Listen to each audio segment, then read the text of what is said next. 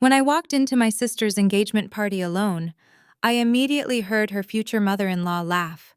She pointed her crystal champagne flute at me and told her friends to watch their purses because I was clearly just there for the free food. I did not scream or cause a scene. I just took a slow breath and smiled. What none of those laughing faces knew was that they were standing on my floors. I had bought the entire country club that very morning, and by the end of the night, I was going to throw every single one of them out into the street. My name is Maya. I am 32 years old, and somehow still healing from the deep emotional wounds my own family inflicted upon me for decades. As a successful private equity CEO, I eventually escaped their toxic household, but maintained occasional contact out of a misplaced sense of duty. Before I continue this story, let me know where you are watching from in the comments below. Hit like and subscribe if you have ever had to stand up to a family who consistently underestimated your worth and treated you like a second-class citizen in your own home. Growing up in our neighborhood meant constantly fighting for basic respect. But inside our house, emotional coldness permeated every single corner of my existence. Our family dynamic was a fortress of impossible expectations that I could never quite meet, no matter how hard I tried. I was always the designated scapegoat in a household that practically worshipped my younger sister, Chloe.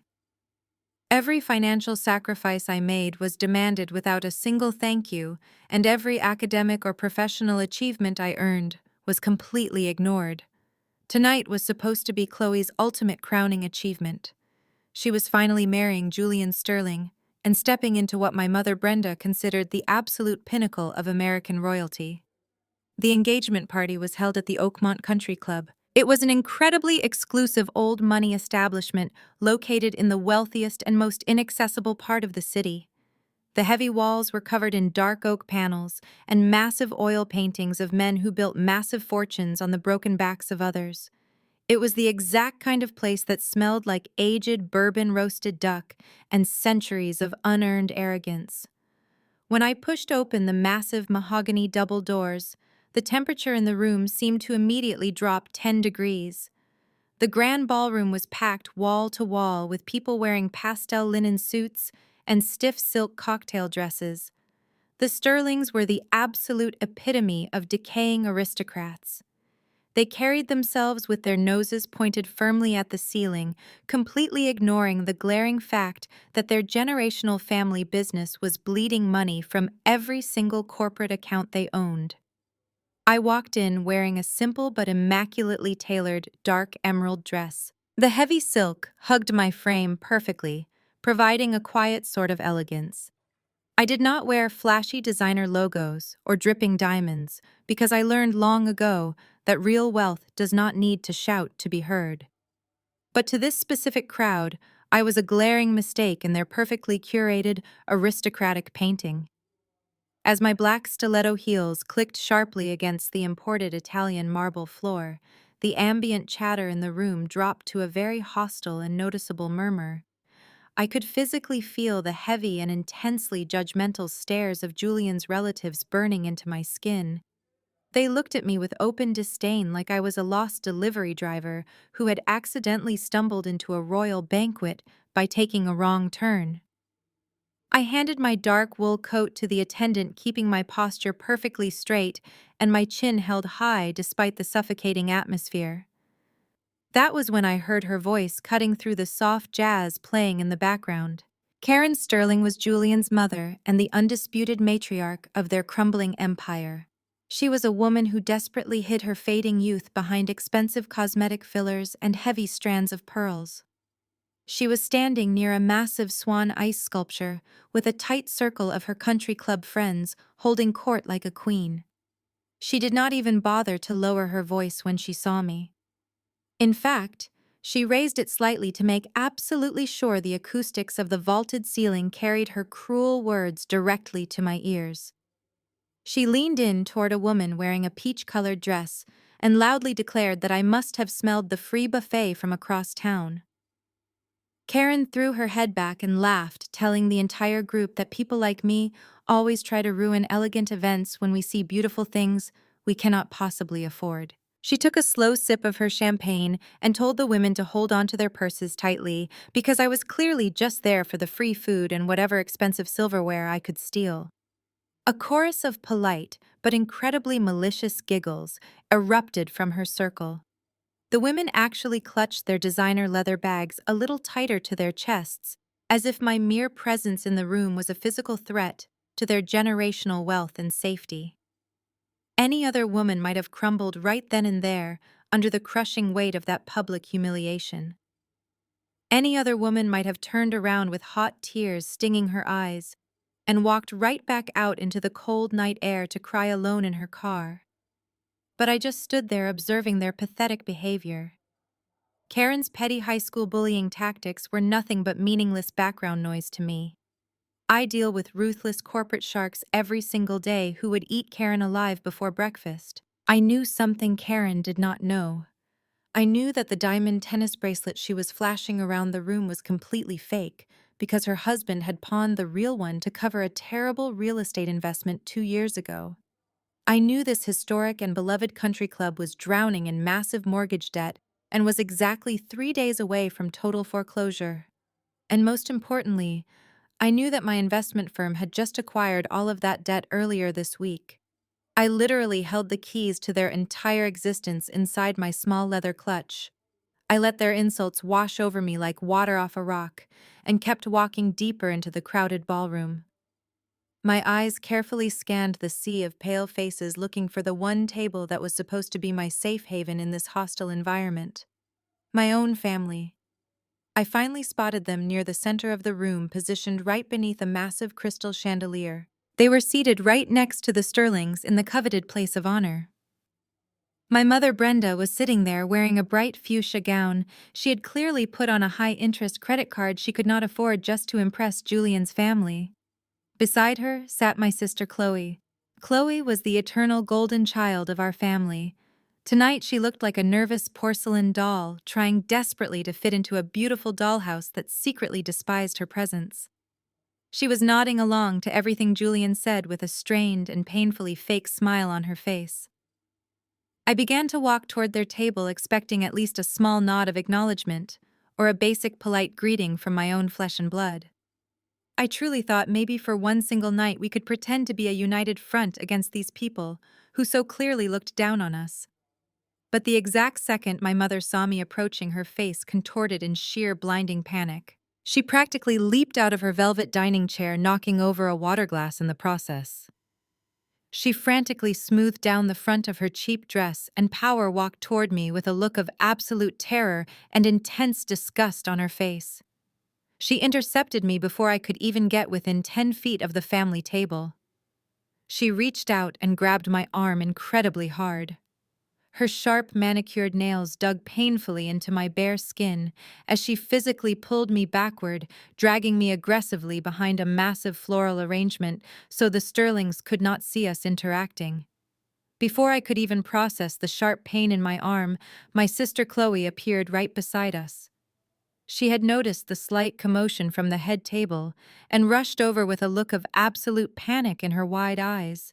She was terrified that Julian or his wealthy conservative relatives might catch a glimpse of the sister she had tried so hard to erase from her life. Chloe was wearing a heavily beaded white and gold gown that looked like it belonged on a cheap beauty pageant stage rather than at an elegant aristocratic engagement party. It was flashy, loud, and entirely desperate, just like her personality. She reached out, grabbing my other arm, and pulled me even further behind the towering arrangement of white roses and thick green hydrangeas. Chloe looked me up and down with the exact same expression of profound disgust that our mother had just given me. She let out a sharp, dramatic gasp, as if my mere physical presence in the room was a violent personal attack against her happiness. She asked me what on earth I was thinking showing up to her special night, looking like a mid-level office manager running errands. She gestured wildly at my custom-tailored silk emerald dress, completely ignorant to the fact that the exquisite fabric and stitching alone cost more than her entire meticulously planned wedding budget.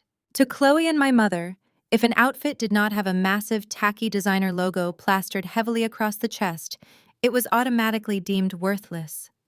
She whispered harshly that the Sterlings were affluent old money aristocrats who expected a certain pristine level of class from their associates. She told me my plain dress and my natural unstyled hair were a complete embarrassment to the high society aesthetic she had carefully curated for Julian and his parents. Chloe leaned in close, her voice dripping with venom, and told me I was a walking disaster. She reminded me that I had always been the awkward, miserable outcast of the family, even when we were children, and that I had absolutely no business stepping foot inside an exclusive place like the Oakmont Country Club. I stood there silently listening to my younger sister lecturing me about class and exorbitant wealth. This was the exact same girl who used to steal $20 bills from my wallet to buy cheap drugstore makeup and who was currently marrying into a family drowning in tens of millions of dollars of hidden crippling debt. I felt a slow, bitter smile form on my lips, but I kept my voice perfectly calm and steady. I asked her if being truly classy meant pretending to be someone she was not just to impress a room full of arrogant people who secretly despised her. My mother stepped in immediately, rushing to aggressively defend her precious golden child. She pointed a trembling manicured finger directly in my face and ordered me to shut my mouth immediately. She said Chloe had worked incredibly hard for years to secure her financial future with a highly prestigious family, and that I was just a bitter, jealous spinster trying to maliciously sabotage her one perfect night. Chloe nodded eagerly, playing the innocent victim flawlessly. She wiped a completely fake tear from her eye and told me that she had explicitly told Julian I was too busy with my dead-end corporate job to attend the party. She said my sudden, uninvited appearance was going to raise far too many uncomfortable questions about my obvious lack of financial success and my inability to find a wealthy, prominent husband of my own. Chloe took a deep, trembling breath and delivered her final, cruel verdict to me. She said I absolutely could not sit at the family table under any circumstances whatsoever. She pointed a long, acrylic finger toward the far opposite end of the massive, glittering ballroom. Way in the back, hidden in the shadows, right next to the swinging metal doors of the loud industrial kitchen, was a small, unadorned round table.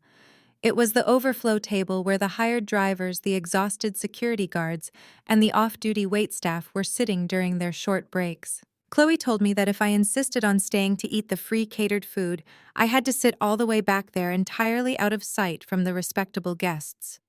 She explicitly ordered me not to approach the Sterling family at any point and forbade me from telling anyone in the room that I was the bride's biological sister. She wanted me to remain a completely invisible ghost. Without waiting for my response, they both turned around and hurried back to their prime VIP seats at the head table, leaving me standing entirely alone behind a thick wall of fragrant flowers. I watched them closely as they immediately plastered bright fake smiles back onto their faces the very second they stepped out of the shadows and back into the warm, glowing light of the chandeliers.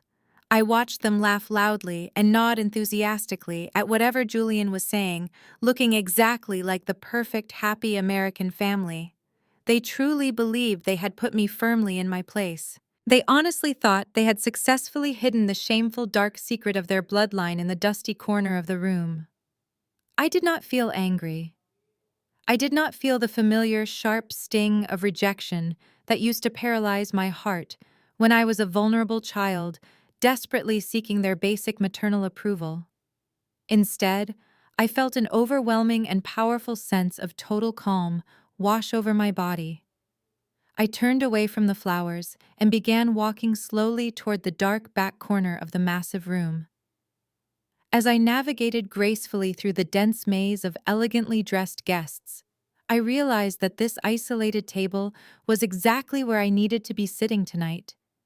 I needed to see them completely blinded by their own towering arrogance before I forcefully tore their entire false reality straight down to the concrete foundation. I reached the small, crowded table near the noisy kitchen doors and quietly took an empty seat. A few of the older, tired drivers gave me highly confused looks, wondering why a young woman in an impeccably tailored emerald silk dress was choosing to sit with the hired help instead of mingling on the dance floor. I just offered them a warm, polite smile and folded my hands neatly on the bare tabletop. The soft jazz music played beautifully, and the wealthy, arrogant guests laughed and clinked their expensive crystal glasses together, completely unaware of the ruthless financial executioner sitting quietly in the back of the room, observing their every single move. They looked right past me like I was nothing but dust on the floor. They called me a pathetic freeloader, looking for a free hot meal. They cruelly banished me to the hidden shadows because they truly believed I was not classy enough or wealthy enough to even breathe the same refined air as the almighty Sterling family. But little did they know the very heavy silver forks they were holding to eat their meals, the massive sparkling crystal chandeliers hanging directly above their heads, and the very imported woven carpets they were stepping on were about to belong entirely to me. By the time this long night was finally over, the entitled, arrogant people sitting at that beautiful head table would not even be able to afford a single glass of tap water inside this building. If you have ever been cruelly outcasted by your own flesh and blood for simply not being good enough, hit the like button and subscribe right now. Stick around to hear exactly how I turned their perfect high society fantasy into the absolute most humiliating night of their miserable, pathetic lives. I sat back in my uncomfortable wooden folding chair and crossed my legs, carefully smoothing the heavy silk of my emerald dress. I shifted my weight slightly to get a better view of the glittering room and lightly tapped the rim of my simple water glass with my fingernail. The rhythmic tapping grounded me as I observed the magnificent and utterly pathetic spectacle unfolding before my eyes. The contrast between my isolated table and the rest of the grand ballroom was almost comical. To my left sat a tired, elderly chauffeur in a slightly wrinkled black suit, who was quietly eating a plate of leftovers and checking his worn leather watch. To my right were two off-duty bartenders rubbing their aching feet and speaking in hushed, exhausted whispers. And then there was me, sitting calmly in the harsh shadows of the swinging kitchen doors. Every time those heavy metal doors banged open, the bright fluorescent light of the industrial kitchen spilled over our small table, accompanied by the loud clattering of heavy pans and the sharp smell of industrial dish soap. But I honestly did not mind the location at all. From this dark, hidden vantage point, I had a perfect, unobstructed view of the entire room. I watched Julian Sterling holding court at the head table, raising his expensive crystal glass to make arrogant, booming toasts, while my sister Chloe practically beamed with desperate, frantic pride. They looked exactly like a fake royalty, completely oblivious to the fact that their heavily mortgaged castle was actively crumbling beneath their feet. About 20 minutes into the dinner service, the atmosphere in the room shifted. The main courses were being cleared away by a small army of waitstaff moving in perfect synchronization. However, instead of bringing me the next course or clearing my empty plate, a young waiter broke away from the main formation and began marching directly toward my hidden corner.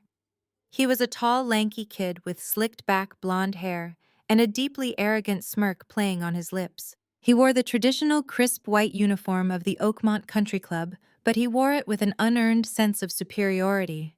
He carried a small, polished silver tray in his right hand, but there was no expensive dessert or fresh glass of champagne resting on it. Instead, there was just a single folded piece of white receipt paper. I watched his approach with mild, clinical amusement. He walked with an exaggerated, aggressive swagger, clearly enjoying the cruel little errand he had been explicitly sent to perform. He knew exactly what he was doing, and he knew exactly who was watching him do it. The waiter stopped abruptly at my table, completely ignoring the exhausted drivers and staff sitting quietly around me. He did not offer a polite smile or a standard hospitality greeting like he did for the wealthy guests at the front of the room. He just aggressively slapped the small silver tray down onto the bare wooden table right in front of my water glass. The sharp metallic clatter echoed loudly, causing the elderly chauffeur next to me to jump slightly in his seat and look down at his lap in sheer embarrassment. The waiter leaned in close, invading my personal space, and looked down his nose at me with a look of pure contempt. He spoke loudly, making absolutely sure his voice carried over the soft jazz music, so the guests at the nearby tables could easily hear him. He said that Mr. Julian wanted him to personally inform me that my meal was unfortunately not included in the premium guest hospitality package. He tapped the folded white paper aggressively with his index finger and told me I would need to pay this separate bill of exactly $150 immediately if I wanted to remain seated inside the building. The sheer audacity of the demand hung heavy in the air. I looked down at the small piece of paper sitting on the silver tray. $150. It was an absolutely absurd and deeply insulting number for the small portion of dry chicken and wilted asparagus they had served me earlier. But I knew this was not about the money at all. To me, $150 was the equivalent of a single penny dropped on the dirty sidewalk. I generate that amount of revenue in a fraction of a second just by breathing. But to them, this was a deliberate and calculated public execution of my dignity. This was Julian and Chloe asserting their false dominance and trying to publicly brand me as a pathetic, impoverished outsider who could not even afford her own dinner at her sister's engagement party. The young waiter crossed his arms tightly over his chest and shifted his weight, tapping his foot impatiently against the floor. He loudly and mockingly asked if I needed him to point out the nearest ATM down the street, because the Oakmont Country Club did not accept personal checks from unrecognized banks. I looked at the peeling gold leaf paint on the ceiling right above the waiter's head. I noticed the slight fraying on the edges of the expensive imported carpets, and the faint water stains hidden behind the heavy velvet curtains. The Oakmont Country Club was a dying dinosaur desperately trying to maintain an illusion of grandeur while drowning in millions of dollars of toxic debt that I now legally controlled. And yet here was this arrogant young waiter making barely minimum wage, acting as an attack dog for a family that was completely bankrupt. The profound irony of the situation was almost delicious. The elderly chauffeur sitting next to me shifted uncomfortably. He leaned over and whispered softly, asking if I needed him to spot me some cash to avoid a massive public scene. The genuine kindness from a complete stranger standing in stark contrast to the vicious cruelty of my own biological family almost made me laugh out loud. I turned to the driver and gave him a gentle, reassuring nod, thanking him, but telling him I had it completely under control. I did not look up at the waiter right away. Instead, I slowly lifted my gaze and looked straight across the massive ballroom directly at the head table. They were all watching me. Every single one of them. Julian was leaning far back in his plush velvet chair, with a smug, triumphant grin spread wide across his face, looking like a king who had just vanquished a peasant. Karen Sterling had one hand elegantly covering her mouth, but she made absolutely no effort to hide the malicious laughter physically shaking her shoulders. A sudden chorus of cruel giggles erupted from their exclusive circle, cutting through the ambient noise of the room like a sharp, serrated knife. The sound of their laughter was intoxicating to them. My sister Chloe was whispering something into Julian's ear and smiling wickedly, while my own mother Brenda watched me with a look of pure, cold satisfaction. My mother actually looked proud of the fact that her eldest daughter was being publicly humiliated by the waitstaff. They were thoroughly enjoying the show. They were eagerly waiting for me to turn bright red in the face to frantically dig through my purse for crumpled dollar bills, or to stand up and run out of the venue in humiliating tears. They truly thought they had backed me into an inescapable and deeply embarrassing corner. They thought this tiny piece of paper was going to completely break my spirit and prove once and for all that I was entirely beneath them. I stared at Julian's smug face from across the room and felt a sudden intense rush of cold, predatory excitement coursing through my veins. This was exactly the kind of arrogant, catastrophic overstep I had been patiently waiting for all night. They were so completely blinded by their desperate need to humiliate me that they failed to realize they were playing a high-stakes game with the one person who literally owned the entire board. I slowly reached out with a perfectly steady hand and picked up the folded receipt from the silver tray. I did not blush. I did not lower my head in shame or break eye contact with the head table. I maintained absolute, perfect, terrifying composure. I looked up at the waiter and offered him a chilling, perfectly polite smile that was so devoid of warmth it completely wiped the arrogant smirk right off his young face. I was not going to run away, and I was certainly not going to cry. I was about to show every single person in this decaying room exactly what real devastating power looked like. Before I could even reach into my purse, the loud, sharp clicking of high heels echoed across the hardwood floor, approaching my table at an alarming speed. I did not have to look up to know exactly who it was. My mother Brenda was practically storming across the ballroom, her bright fuchsia dress swishing violently with every angry step she took. She had seen the waiter standing at my table holding the silver tray, and she immediately assumed I was causing some sort of pathetic, embarrassing scene. She pushed past a busboy and marched right up to my small wooden table, her face flushed red with absolute fury. She did not ask me what was wrong. She did not ask the arrogant young waiter why he was harassing her eldest daughter in the middle of a formal event. Instead, she reached into her small beaded clutch, pulled out a crumpled $100 bill, and slammed it down onto the bare wooden table with a loud, aggressive smack. My mother leaned in so close I could smell the cheap, strong perfume she had sprayed on herself earlier that evening. She hissed at me through clenched teeth, ordering me to take the money, pay the pathetic bill, and get out of the country club immediately before I ruined the rest of the night. She loudly declared that I was always doing this. She said I was always trying to play the victim and draw attention to myself just to make Chloe look bad in front of her important new family. I just sat there perfectly still, looking up at her from my chair. From my seated position, I watched her face contort with years of built-up unjustified resentment. I held all the power in the room, but she was completely oblivious to it. The young waiter shifted awkwardly on his feet, suddenly realizing he was standing right in the middle of a vicious family dispute. But he did not step away. He wanted to see how this played out. My mother was not finished. She raised her voice even louder, making absolutely sure the surrounding tables and the silent staff members could hear every single humiliating word. She reminded me of how much the family had supposedly sacrificed for my sister to succeed. She pointed a trembling finger right at my face and told me that she had forced me to voluntarily drop out of my university degree years ago because Chloe desperately needed my tuition money to study art history in Europe. She twisted the past with terrifying ease, claiming that I had willingly given up my college fund because everyone knew I did not have the brains or the social grace to succeed in the real corporate world anyway.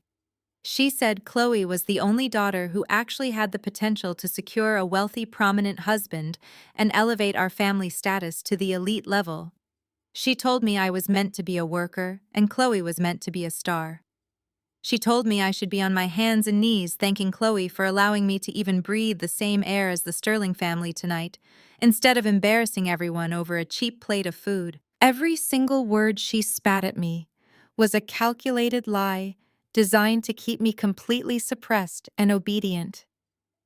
I remembered the long, dark nights I cried myself to sleep working 3 exhausting minimum wage jobs just to survive after she completely drained my savings accounts to fund Chloe's luxurious European vacations.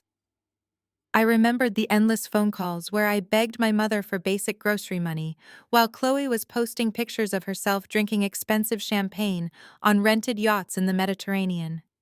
They had literally stolen my past, my education, and my financial security to build a fake plastic throne for my sister. The guests at the nearby tables were completely silent now, eagerly eavesdropping on the dramatic family meltdown. My mother stood tall and crossed her arms over her chest, looking down at me with a triumphant, victorious glare.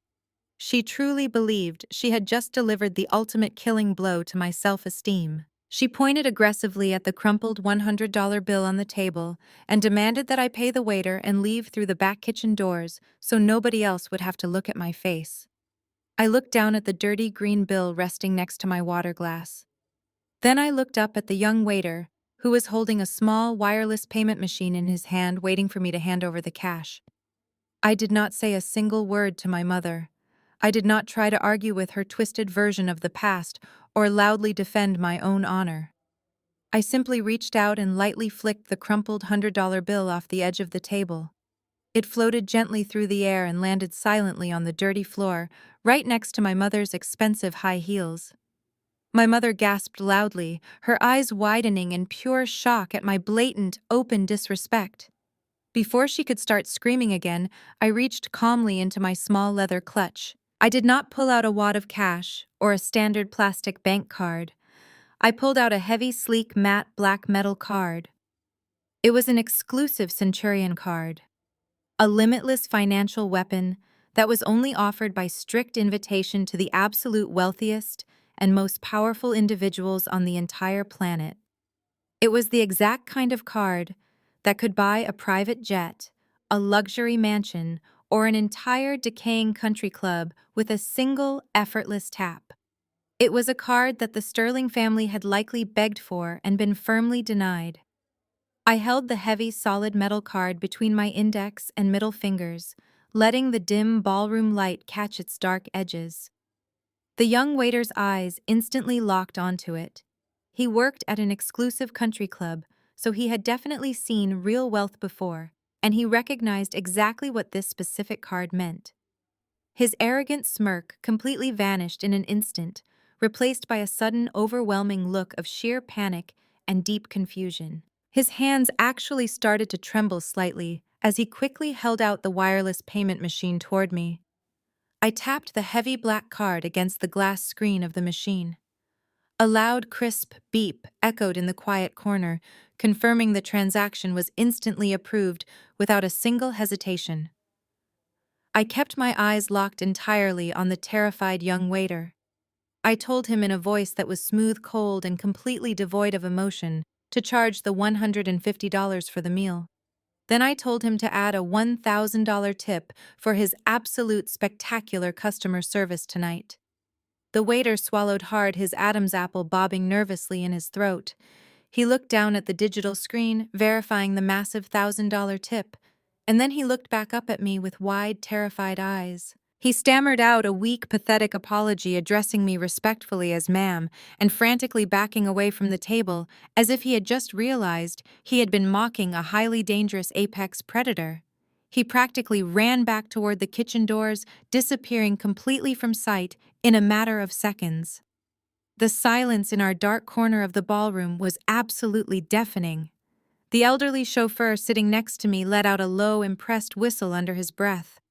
The surrounding off-duty staff members started whispering frantically to each other, pointing covertly at the sleek black card still resting loosely in my elegant hand. The wealthy guests sitting at the tables closest to us had stopped laughing entirely. They were now leaning in, whispering furiously to one another about the woman in the back corner holding a limitless billionaire card. But the absolute best reaction of all came directly from my mother. Brenda was completely frozen, standing perfectly still with her mouth hanging slightly open. She stared down at the black metal card, and then slowly raised her eyes to look at my face. Her brain was violently short-circuiting, trying desperately to process the impossible information right in front of her. She knew exactly what that card was. She had spent her entire miserable life obsessing over wealthy people, studying their habits, and idolizing their luxury items. She knew beyond a shadow of a doubt that a broke, unemployed college dropout could never possibly possess a limitless black Centurion card. She looked at my tailored emerald dress again, this time finally recognizing the exquisite custom craftsmanship that she had previously dismissed as cheap and inadequate. She looked at my calm, unbothered posture and the absolute terrifying authority radiating fiercely from my eyes. For the very first time in my entire 32 years of life, I watched my mother look at me with genuine, unfiltered fear. She opened her mouth to speak, to ask me where I got the card, or whose money I was supposedly stealing, but no coherent words came out. She just stood there trembling slightly, looking completely lost and entirely foolish, while her crumpled $100 bill remained ignored and discarded on the dirty floor right beneath my expensive shoes. Brenda slowly backed away from the table. She could not tear her eyes off the black metal card resting next to my water glass. Without saying another word, she turned around and practically ran back to the safety of the head table, leaving her crumpled $100 bill forgotten on the floor. I picked up my glass of wine and leaned back in my chair, feeling a profound sense of peace. Through the crystal clear glass, I watched the room. The ambient noise slowly began to return as people awkwardly resumed their conversations, but the energy had permanently shifted. A loud, sharp clinking of silver against crystal suddenly cut through the heavy atmosphere. Julian Sterling was standing at the head table tapping his expensive champagne flute with a silver spoon. The entire ballroom immediately fell silent. He buttoned the jacket of his tailored suit and confidently stepped up to a small wooden podium that had been set up near the massive swan ice sculpture. He adjusted the microphone and flashed a bright, practiced smile at the crowd. Julian began his speech by loudly praising the long and storied history of the Sterling family. He talked about how his great-grandfather had built the local economy and how the Sterling name was entirely synonymous with excellence, wealth, and cultural superiority. He spoke with the unearned confidence of a man who had never worked a hard day in his life, but fully believed he was entirely responsible for his own success. The pastel linen crowd nodded along in absolute adoration, practically hanging on to his every word. Then Julian dramatically lowered his voice and turned his gaze toward my sister Chloe. She looked up at him with wide, worshipful eyes. He told the crowd that the world was changing and that the Sterling family was proud to be progressive leaders in a modern era. He said that bringing Chloe into their family was a beautiful example of their incredible generosity and their deep commitment to social charity. He spoke about her African American heritage not as something to be respected or celebrated, but as a tragic disadvantage that she had miraculously overcome simply by being chosen by him. Julian used disgusting, thinly veiled white savior rhetoric that made my stomach turn. He told the audience that it took a very special kind of wealthy family to reach down and elevate someone from a lesser background. He praised Chloe for knowing how to leave her past behind and adapt to a more refined, civilized way of living. He practically patted himself on the back for rescuing a poor minority girl and giving her a seat at the adult table. The most tragic part was watching my mother and sister beam with absolute pride. They were so desperate for validation from this crumbling white aristocracy that they eagerly swallowed the blatant racial disrespect and smiled while doing it. But Julian was not finished. His fragile ego required a complete and total public victory. He wanted to make absolutely sure everyone in the room understood the stark difference between the good sister who conformed and the bad sister who did not. He leaned closer to the microphone and let a cruel, mocking smirk cross his face. He said it was a terrible shame that not everyone possessed Chloe's unique drive to escape their unfortunate origins. He loudly declared that some people are just perfectly content to wallow in their own failure. Julian raised his chin and looked directly across the massive ballroom, pointing his gaze straight into the dark corner where I was sitting. He said there are those who will forever struggle in cramped ghetto apartments and dead-end corporate jobs because they refuse to learn how to properly behave in polite society. He said they show up uninvited looking for handouts and free meals because they lack the basic class to build anything of their own. Every single head in the ballroom turned simultaneously to follow his gaze. Hundreds of wealthy, judgmental eyes locked directly onto me sitting alone in the shadows next to the swinging kitchen doors. I did not flinch. I did not look away or lower my eyes. I simply crossed my legs, shifted my weight, and lightly tapped the rim of my wine glass. A slow, dark smirk spread across my face. Julian thought he was delivering a devastating public execution, but he was actually just digging his own grave deeper with every arrogant word he spoke.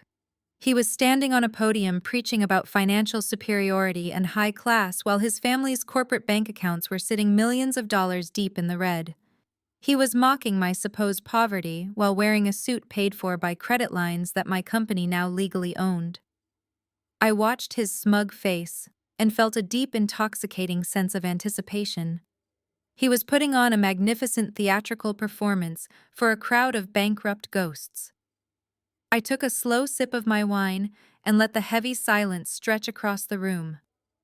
Julian expected me to look ashamed or angry.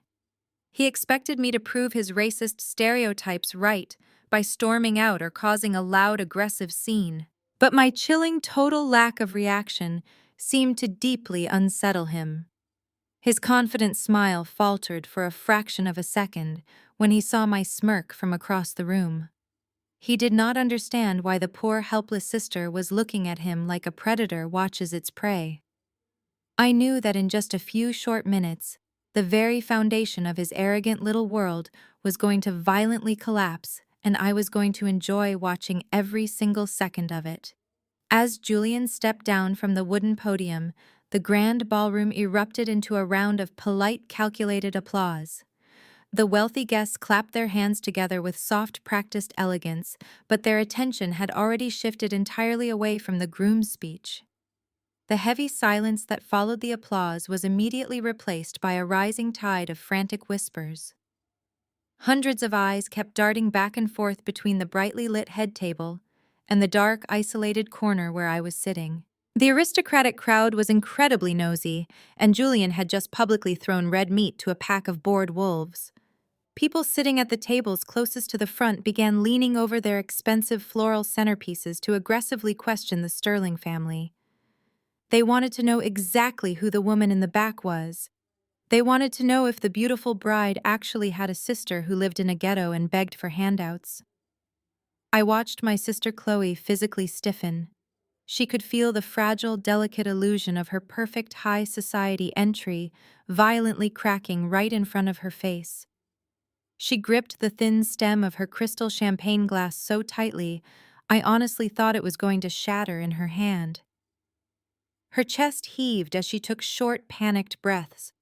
An older woman dripping in heavy emeralds leaned over from an adjacent table and asked Karen Sterling directly if the rumors were true. Karen raised her carefully plucked eyebrows and turned her gaze toward Chloe with a look of intense, judgmental expectation. She loudly demanded that Chloe explain the embarrassing situation to their esteemed guests. Chloe was absolutely terrified of losing face. She had spent the last 3 years meticulously crafting a fake persona for these people, pretending she came from a flawless, affluent background. Now the absolute worst nightmare of her shallow existence was unfolding in real time. She looked desperately around the room, and then her eyes locked onto me. She did not see a sister. She saw a threat that needed to be immediately neutralized at any cost. Chloe forced a remarkably bright and painfully tight laugh that echoed sharply across the quiet room. She waved her hand in the air dismissively, as if she was casually swatting away a pesky fly. She projected her voice, throwing it across the ballroom so that every single person could clearly hear her next words. She told the guests to please not mind me at all. She let out a dramatic, heavy sigh and put her hand over her heart, playing the role of the tragic, burdened sibling with absolute theatrical perfection. Chloe loudly declared that every family has its dark, shameful secrets, and unfortunately, I was theirs. She stated with supreme, absolute confidence that I was currently entirely unemployed and violently drowning in massive credit card debt. She shook her head sadly and told the room that I had been evicted from my apartment just last week. According to her completely fabricated story, I had only shown up to her elegant engagement party, uninvited, to desperately beg her and Julian for money to pay my overdue utility bills. The audacity of her lies was so spectacular it was almost mesmerizing to watch. Chloe painted a vivid, pathetic picture of me as a desperate leech trying to drain her hard-earned happiness. She claimed that she had tried for years to help me get my life together, but that I was fundamentally lazy and completely addicted to living off the charity of others. She looked at Julian with wide, innocent eyes, silently begging him to validate her cruel fiction. Julian immediately placed a comforting hand on her shoulder and nodded gravely, looking at the crowd as if he were a brave martyr protecting his vulnerable bride from a dangerous predator. But Chloe was not acting alone. My mother Brenda immediately jumped right in to eagerly corroborate every single vicious lie her golden child had just spun. Just minutes ago, Brenda had been standing at my table completely paralyzed with genuine terror, staring at my limitless Black Centurion card.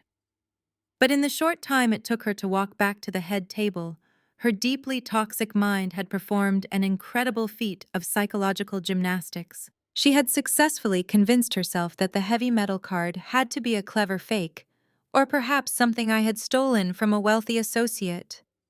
Her brain literally could not process the undeniable reality of my success, so she violently rejected it to protect her own fragile ego. Brenda nodded her head vigorously and leaned toward the gossiping guests. She adopted a tone of deep maternal sorrow that made my skin crawl. She told the older woman with the emeralds that it was an absolute tragedy how I had turned out. She loudly confirmed that I was a complete and total failure who refused to apply myself. She said I had always been bitterly jealous of Chloe's natural beauty and her incredible social grace. Brenda even went as far as to tell the surrounding tables that I had stolen money from her purse just a few months ago to buy cheap clothes. She completely sacrificed my entire character, my reputation, and my humanity right there on the spot, just to ensure that Chloe looked perfectly flawless in the eyes of a family that was completely bankrupt. I want you to look at me right now and understand the profound twisted reality of a deeply toxic family dynamic. When you stop playing the pathetic role they assign to you, they will desperately try to control how the rest of the world sees you. They will build massive, towering houses of cards entirely on your back. They will label you as crazy, toxic, broke, or unstable, just to protect the fragile illusions they have built for themselves. They called me a beggar while they were actively drowning. They called me a failure while sitting in a building that I legally owned. The reaction from the wealthy guests was immediate and completely predictable. A collective theatrical gasp rippled through the front half of the ballroom. The pastel linen crowd shook their heads in unison, offering Chloe looks of deep, profound pity. They murmured words of encouragement to her, praising her for her incredible strength and her beautiful, forgiving heart. Karen Sterling looked particularly smug. She leaned back in her chair and took a long, slow sip of her champagne, looking at me with an expression of pure, absolute disgust. The room had collectively decided that I was a worthless piece of trash that had blown in from the street and ruined their perfect aesthetic. I sat in the dark corner of the room, perfectly still.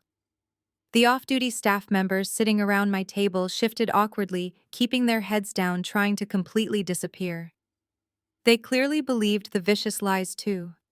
But I did not feel a single ounce of shame.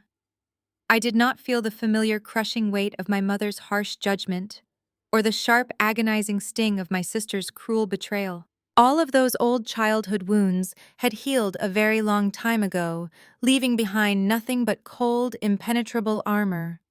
I looked straight across the room, locking my sharp, unblinking gaze directly onto Chloe. Even from 100 feet away, I could see her physically flinch when our eyes finally met. She was smiling brightly for the guests, but her eyes were filled with sheer blinding panic. Deep down in her core, Chloe knew exactly who I was. She knew that I was not a victim, and she knew that I never left a single debt unpaid. She was frantically praying that her loud public slander would intimidate me into quietly leaving the building through the back door. She was hoping that the crushing weight of public humiliation would finally break me just like it always did when we were younger.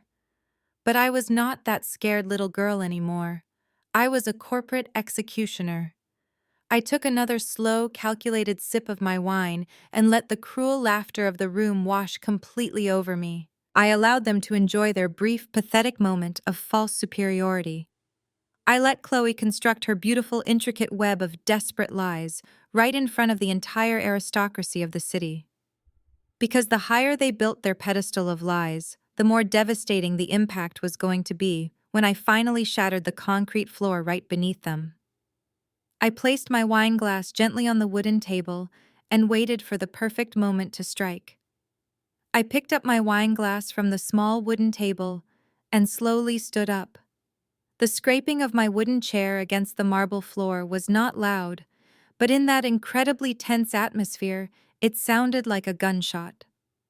The frantic whispering of the wealthy guests immediately died down.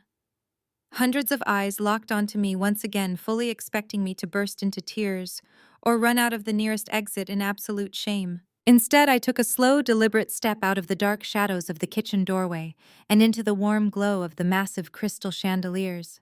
The light caught the heavy silk of my emerald dress, making it shimmer with quiet, undeniable authority. I did not look like a broken woman drowning in massive debt. I looked like a corporate executioner stepping up to the chopping block. I took another step forward, leaving the off-duty waitstaff completely behind me. I did not raise my voice or frantically try to defend my honor against my sister's ridiculous claims. I did not scream about my limitless centurion card or try to explain the vicious, toxic history of my mother and sister to a room full of strangers. Defending myself against their pathetic lies would mean acknowledging that their opinions actually mattered to me, and they did not matter at all. My gaze bypassed my mother and my sister entirely. They were nothing but small, irrelevant pawns in a much larger and far more dangerous game. I locked my eyes directly onto Julian Sterling, who was still standing near the wooden podium, looking incredibly smug and victorious. I tilted my head slightly, taking a slow sip of my red wine before I finally spoke. I did not use a microphone, but I projected my voice with the cold, practiced precision of a seasoned corporate boardroom negotiator. My words cut through the dead silence of the grand ballroom like a sharp, icy blade. "You speak incredibly well about your strong family legacy, Julian," I said, keeping my tone perfectly conversational and eerily calm. "You talk about extreme wealth and social superiority as if it is permanently written into your very DNA. So I am just a little bit curious about something. If the Sterling family legacy is so undeniably powerful and financially impenetrable, then why exactly have Sterling Holdings stocks hit absolute rock bottom for 6 consecutive financial quarters?" The collective gasp that rippled through the massive room this time was not directed at me. It was a sharp collective intake of breath from a room full of old money aristocrats who considered corporate failure and bankruptcy to be the ultimate unforgivable sins. I took another slow step forward, letting the heavy silence stretch out for a few agonizing seconds. I kept my eyes locked intensely onto Julian, watching the smug, triumphant color rapidly drain from his handsome face. He opened his mouth to speak, but his jaw just moved silently up and down like a fish suffocating on dry land. Before he could even attempt to formulate a pathetic lie to save his dying public ego, I struck the second devastating blow. And while we are on the fascinating subject of high society charity, I continued, my voice echoing clearly off the vaulted ceiling, "Why are absolutely all of your family assets currently frozen by the federal bank?" The entire grand ballroom completely shattered in an instant. The polite, quiet whispers instantly morphed into loud, aggressive murmurs of genuine, absolute panic. Several older men in expensive tailored suits immediately reached into their pockets to pull out their smartphones, desperately checking their stock portfolios and financial news feeds to see if my claims were true. The absolute worst fear of the wealthy elite was catching the contagious disease of sudden poverty, and I had just publicly diagnosed the Sterling family as entirely terminal. I watched Julian grip the edges of the wooden podium so hard his knuckles turned completely white. His perfect, confident posture completely collapsed inward. He looked frantically at his mother Karen, who had just dropped her crystal champagne flute right onto the hardwood floor. The expensive glass shattered into a dozen pieces, splashing expensive alcohol everywhere, but she did not even blink. She was staring at me with a look of pure, unadulterated horror. Julian finally managed to find his voice, but it was completely stripped of its previous arrogant, booming confidence. It was weak, shaky, and entirely desperate. "I do not know what you are talking about," he stammered out, his eyes darting nervously around the room, trying to gauge the reaction of his highly influential guests. "You are just a bitter, unemployed woman, making up insane, vicious lies to ruin my engagement party. You are completely delusional." He tried to force a loud, dismissive laugh to calm the crowd, but it sounded like a dry, painful choke echoing awkwardly into the microphone. I let out a soft, genuine laugh that sent a visible shiver straight down my sister's spine. "Oh, Julian," I said, shaking my head slowly in mock sympathy. Do you honestly think I would walk into a room full of your most important investors and high society peers without doing my basic corporate homework first? I know exactly how much your family currently owes to your offshore creditors. I know all about the desperate third mortgage your father secretly took out on this very country club just to cover the massive catastrophic financial losses from last year. You are standing up there on that stage wearing a custom Italian suit that you paid for with a premium line of credit that was officially revoked by the bank at exactly 9 o'clock this morning. I took one more step forward, standing entirely alone in the center of the room, surrounded by the absolute chaos I had just created. You are not a wealthy aristocratic savior, Julian, I said, my voice dropping to a dangerous, chilling register. You are a broke, desperate man trying to marry a girl who is just as fake and broke as you are, in the pathetic, desperate hope that her family might somehow pay off your massive hidden gambling debts. I watched the exact moment the illusion shattered for the rest of the room. A wealthy older gentleman sitting near the front, who I immediately recognized as one of the primary board members for Sterling Holdings, suddenly stood up from his chair. His face was completely red with fury as he stared directly at Julian, demanding answers. The pristine, elegant engagement party had instantly devolved into a frantic corporate shareholder meeting. People were angrily demanding to know if their investments were safe, while Julian stood paralyzed behind the podium, unable to offer a single word of reassurance. This was the brutal, unforgiving reality of the world they lived in. Their loyalty was only as deep as their bank accounts, and the second the money dried up, the wolves immediately turned on each other. Chloe let out a loud, piercing shriek of pure denial. She lunged forward, grabbing Julian's arm and desperately begging him to tell the crowd that I was lying. She practically shook him, demanding that he clear his family name and throw me out of the building. But as she looked up at his pale, sweating face, she finally saw the terrifying, undeniable truth written all over his terrified expressions. He could not look her in the eye. He could not look anyone in the room in the eye. He was completely trapped, and he knew it. I felt a profound sense of closure washing over me as I watched them scramble. For decades, my mother had meticulously drilled it into my head that we were never good enough and that we had to constantly beg for a seat at the table of the elite. She had destroyed my self-worth and elevated my sister, all for the desperate chance to be accepted by people exactly like the Sterlings. And now here they were, the almighty, untouchable aristocrats, shaking in their expensive shoes, terrified of an African-American woman they had just tried to banish to the kitchen. My mother Brenda looked back and forth between Julian's panicked face and my perfectly calm demeanor.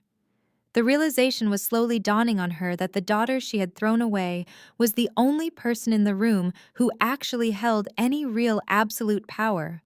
The first massive crack in the Sterling family legacy had officially split wide open, and the structural integrity of their entire fake empire was failing rapidly. The wealthy guests were actually physically backing away from the head table, treating the Sterling family like they were highly infectious. I stood perfectly still in the middle of the ballroom, holding my wine glass, and calmly watching the absolute total destruction of their arrogant reality. They wanted to cast me out into the cold, dark shadows. They wanted to make me the pathetic punchline of their cruel, aristocratic jokes. But I was the one holding the financial sledgehammer, and I was not even close to being finished swinging it. The ballroom was already spiraling into a total frenzy over the devastating revelation of the Sterling family bankruptcy, but what happened next plunged the entire evening into absolute, unhinged chaos. Karen Sterling realized that the carefully constructed aristocratic wall was actively crumbling around her. She saw the wealthy investors physically backing away from her son, and she knew she had to do something drastic to immediately change the narrative. She needed a convenient scapegoat, and she needed one fast to deflect the attention from her family's massive financial ruin. Suddenly, a loud, piercing scream ripped through the heavy, tense air of the grand ballroom. It was not a small gasp of surprise, but a full-blown theatrical shriek of pure manufactured terror. The remaining soft jazz music abruptly stopped as the panicked bandleader quickly lowered his saxophone. Every single person in the room whipped their heads toward the brightly lit head table. Karen Sterling was standing completely upright with her chair knocked over violently behind her. She was dramatically clutching her bare chest with both hands, and her face was twisted into a perfect mask of absolute horror. "My necklace!" she gasped loudly, her voice echoing sharply off the high vaulted ceilings. "My great-grandmother's priceless diamond heirloom necklace. It is gone. Someone has unclasped it right from my very neck." She deliberately dropped to her knees on the imported marble floor, burying her face in her hands and forcing out loud theatrical sobs. The room instantly erupted into a chorus of shocked gasps and frantic murmurs. For these old money aristocrats, physical theft was the ultimate unforgivable violation of their sacred safe space. Karen frantically patted down the front of her expensive silk gown, looking under the draped table and aggressively kicking aside the fallen crystal shards from her broken champagne flute. But of course, there was absolutely nothing there to find. Julian immediately rushed to his mother's side, placing a highly protective arm around her shaking shoulders and scanning the large room with fake, exaggerated outrage. Karen did not waste another single second.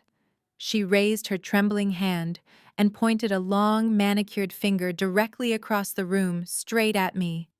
She locked her eyes onto mine with a look of pure, concentrated venom. "Search that wretch!" she screamed at the top of her lungs, completely abandoning any remaining pretense of high society elegance. I knew it the very second she walked through those front doors. People like her only come to places like this to steal from us. She is a common thief. The heavy accusation hung in the air like thick, toxic smoke. The wealthy guests who had just been aggressively interrogating Julian about their collapsing stock portfolios immediately seized onto this new, highly dramatic distraction. It was incredibly easy for them to quickly switch their outrage. Their deeply ingrained racial biases and blatant classism flared up instantly in the face of a perceived threat to their wealth. They looked at me standing there alone in my dark emerald dress, and their minds easily accepted the incredibly convenient narrative Karen had just handed them. To them, I was the angry, impoverished minority outsider. I was the bitter sister who had sneaked into their exclusive fortress just to rob them blind. Julian saw his perfect opportunity to completely regain control of the room, and he took it without a single ounce of hesitation. He puffed out his chest, playing the heroic role of the fierce protector of his family's honor. He pointed aggressively at me and yelled for the country club security to lock down every single exit immediately. He demanded that absolutely nobody leave the ballroom until the local authorities were called, and I was thoroughly searched by the police. He loudly told the outraged crowd that this was exactly why they had to be so incredibly careful about who they allowed into their inner circles. He said my ridiculous lies about his family's finances were obviously just a highly calculated distraction so I could slip through the crowded room and steal his mother's priceless diamonds. The sheer audacity of the setup was almost impressive in its desperate, terrifying cruelty. They were actively drowning in an ocean of corporate debt, but they were still trying to use their white privilege to violently drag me down to the bottom with them. The aristocratic crowd started closing in around me, forming a tight, hostile circle of angry faces. Men in expensive tailored suits took aggressive steps forward, rolling up their sleeves as if they were preparing to physically restrain me themselves. I heard an older man in a navy blazer mutter angrily that they should never have let my kind through the front doors in the first place. Women clutched their designer leather bags tightly to their chests, whispering horrible slurs under their breath, and looking at me like I was a dangerous wild animal that had broken into their pristine sanctuary. I stood completely motionless in the center of the hostile circle. I did not raise my hands in frantic defense or quickly empty my pockets to desperately prove my innocence. I did not scream back at Karen or call her a liar. I knew exactly what they were doing and how this trap had been set. I briefly remembered Julian brushing past my chair earlier in the evening when I was banished to the back corner of the room. I felt a slight tug on my purse at the time, but ignored it, assuming it was just the crowded space. Now, the dark reality of his actions clicked perfectly into place.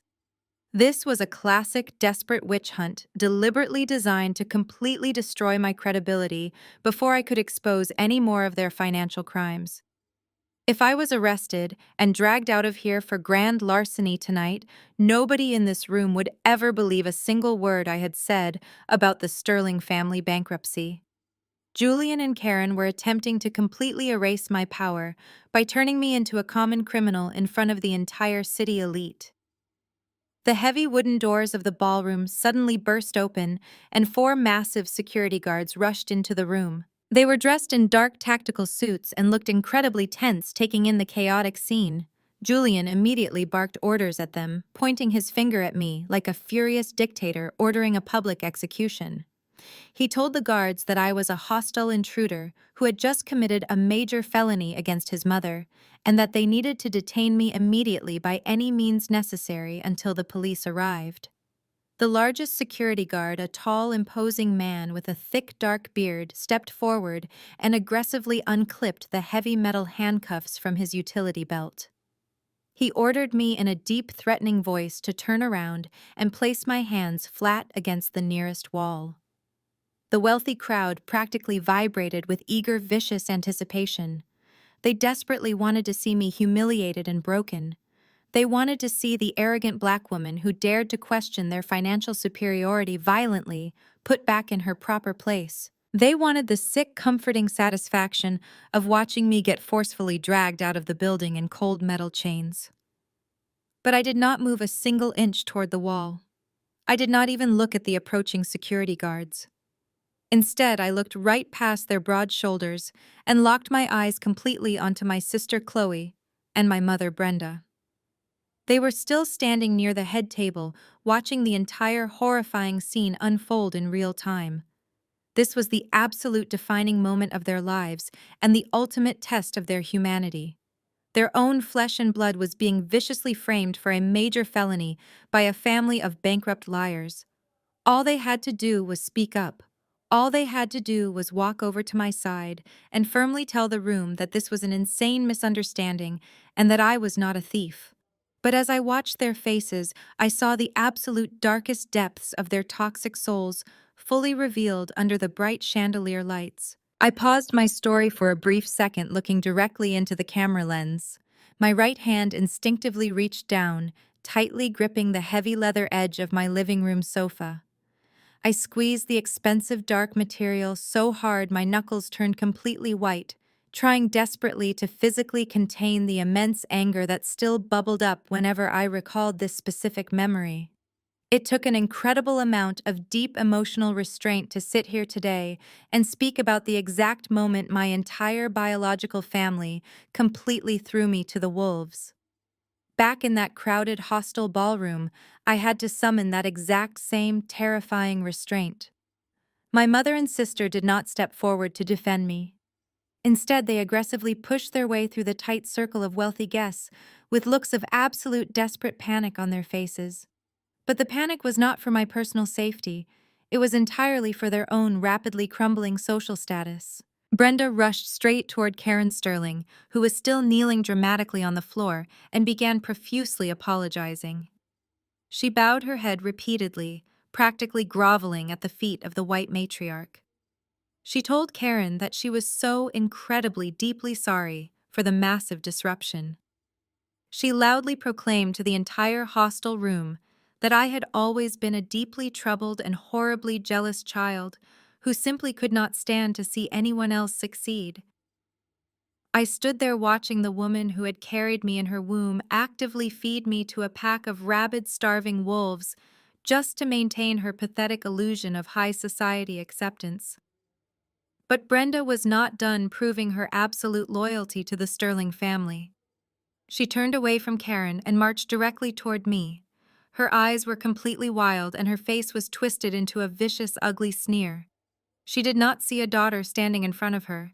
She saw an inconvenient obstacle that needed to be violently eliminated. Before I could even brace myself, Brenda lunged forward and aggressively grabbed my small black leather clutch right out of my hands.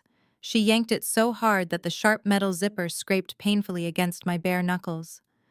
I could have easily fought back. I could have easily overpowered her and signaled the security guards to back off, but I chose to do absolutely nothing. I let my hands drop to my sides and tightly gripped the soft silk fabric of my emerald dress, forcing myself to stand perfectly still and watch them completely hang themselves with their own toxic rope. My mother held my leather clutch high in the air, like she had just captured a highly dangerous weapon. She looked at Julian and aggressively nodded her head, telling him that we needed to get to the absolute bottom of this embarrassing situation right now. Without a single second of hesitation, she grabbed the bottom of the elegant bag, pulled the zipper completely open, and violently dumped its entire contents straight onto the hard marble floor. The loud clattering sound echoed terribly through the silent, tense ballroom. A tube of expensive red lipstick rolled away under a nearby dining table. My heavy silver car keys hit the ground with a sharp metallic clatter. My solid black Centurion card landed face up, completely ignored by the frantic, bloodthirsty crowd. And then finally, the undeniable damning piece of evidence fell out. It hit the marble with a heavy, distinct thud. It was a thick, glittering diamond tennis necklace. The entire room immediately erupted into a deafening roar of absolute outrage. The collective gasp from the aristocratic crowd was so loud, it actually drowned out the ambient noise of the nearby industrial kitchen. Karen Sterling immediately let out another piercing theatrical scream, pointing a shaking manicured finger at the necklace, resting right next to the toe of my black stiletto. She yelled that she knew it all along, and that I was a filthy common thief who had brought absolute disgrace into their pristine, elegant home. The wealthy guests started shouting angrily, demanding that the security guards immediately place me in heavy handcuffs and drag me out into the cold night. I looked down at the fake diamonds glittering cheaply under the warm chandelier light. The setup was absolutely flawless in its cruel execution. Julian had deliberately bumped into me earlier when my mother banished me to the back corner of the room. He had used that brief chaotic moment to smoothly slip the fake heirloom right into my open clutch, knowing perfectly well that he would need a highly convenient distraction later in the evening to cover up his own massive financial failures. He was a terrible corporate businessman, but he was a highly skilled and absolutely ruthless emotional manipulator. But the absolute worst reaction did not come from the Sterling family or the outraged aristocratic crowd. It came directly from my own sister. The exact second the necklace hit the floor, Chloe threw her hands up over her face and let out a loud, agonizing wail. She collapsed dramatically against Julian, burying her face into the lapel of his tailored suit and beginning to sob hysterically. Her performance was absolutely award-winning. She cried out, asking how I could possibly do something so horribly evil to her on the most important and sacred night of her entire life. Chloe projected her voice clearly through her fake theatrical sobs, making absolutely sure that every single wealthy guest could hear her tragic victim narrative. She yelled that I had always been bitterly jealous of her natural beauty and her incredible social success. She claimed that I had deliberately planned this entire robbery just to publicly humiliate her and completely destroy her beautiful new family. She told the angry crowd that she had tried so incredibly hard to love me and include me in her perfect life, but that I was nothing but a toxic, vindictive monster who desperately wanted to see her miserable. Julian held her tightly, wrapping his strong arms around her shaking shoulders and glaring at me with a look of pure triumphant evil. He softly stroked her hair, playing the perfect heroic groom, completely ignoring the undeniable fact that he was the one who had just orchestrated this entire vicious felony. My mother Brenda stood right next to them, pointing directly at me with a look of absolute profound disgust. She told the large security guards to take me away immediately, stating loudly that she officially and completely disowned me as a daughter. She said she never ever wanted to see my face again, and that I was completely dead to her from this exact moment forward. I stood entirely alone in the center of the massive ballroom, completely surrounded by a rapidly tightening circle of furious shouting faces. The massive security guard with the dark beard took a heavy, aggressive step forward, grabbing my shoulder forcefully and preparing to twist my arms firmly behind my back. The heavy metal handcuffs clinked loudly in his massive hand, ready to lock me into a permanent legal nightmare. The entire room was actively vibrating with intense, vicious hatred directed entirely at me. My own flesh and blood had just officially and publicly traded my personal freedom and my entire professional reputation for a fake plastic seat at a totally bankrupt table. I took a slow, deep breath, letting the cold, heavy realization completely wash over me. The sharp emotional pain in my chest slowly faded away, replaced by a feeling of absolute freezing numbness. For my entire life, I had held on to a tiny, desperate sliver of hope that somewhere deep down, underneath all the terrible toxic behavior, my biological family actually truly loved me. I had always foolishly believed that when push really came to shove, blood would ultimately protect blood. But looking at my mother eagerly demanding my immediate arrest, and my sister crying beautiful fake tears into the arms of the man trying to destroy my life, that tiny, pathetic sliver of hope finally completely died forever. And with the absolute death of that toxic hope came a profound, magnificent sense of total, absolute freedom. I no longer owed them a single ounce of familial loyalty. I no longer had to actively protect their fragile, pathetic egos or hold back my own immense corporate power just to keep the fragile peace at family holidays. They had just permanently severed the very last string attaching me to their miserable sinking ship. I was no longer the awkward scapegoat daughter or the bitter, jealous older sister. I was Maya Caldwell.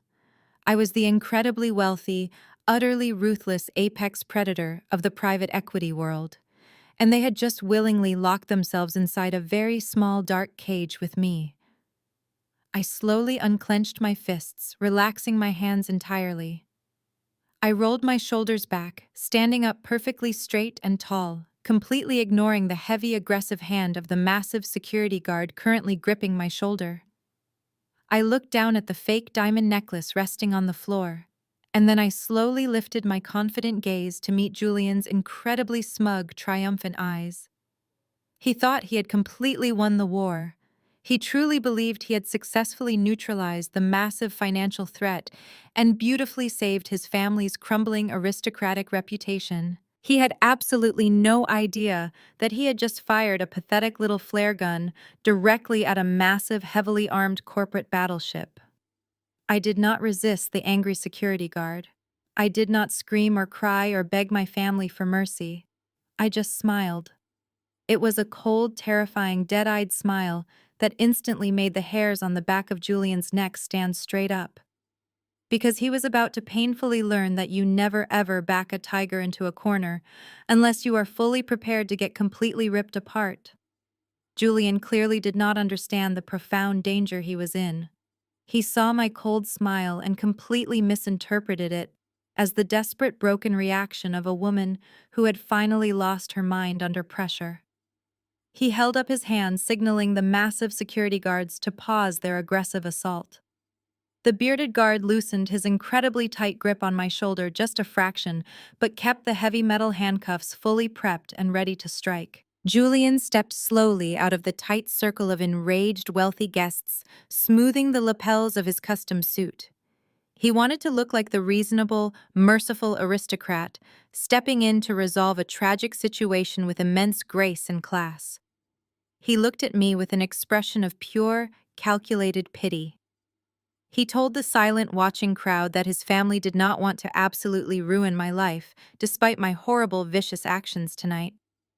He claimed that the Sterlings were a forgiving family, who firmly believed in giving people second chances, even common thieves who completely disrespected their home. Then he reached inside the breast pocket of his expensive jacket and slowly pulled out a neatly folded piece of white paper. This was the real trap. The fake diamond necklace, the public humiliation, the terrifying threat of the police.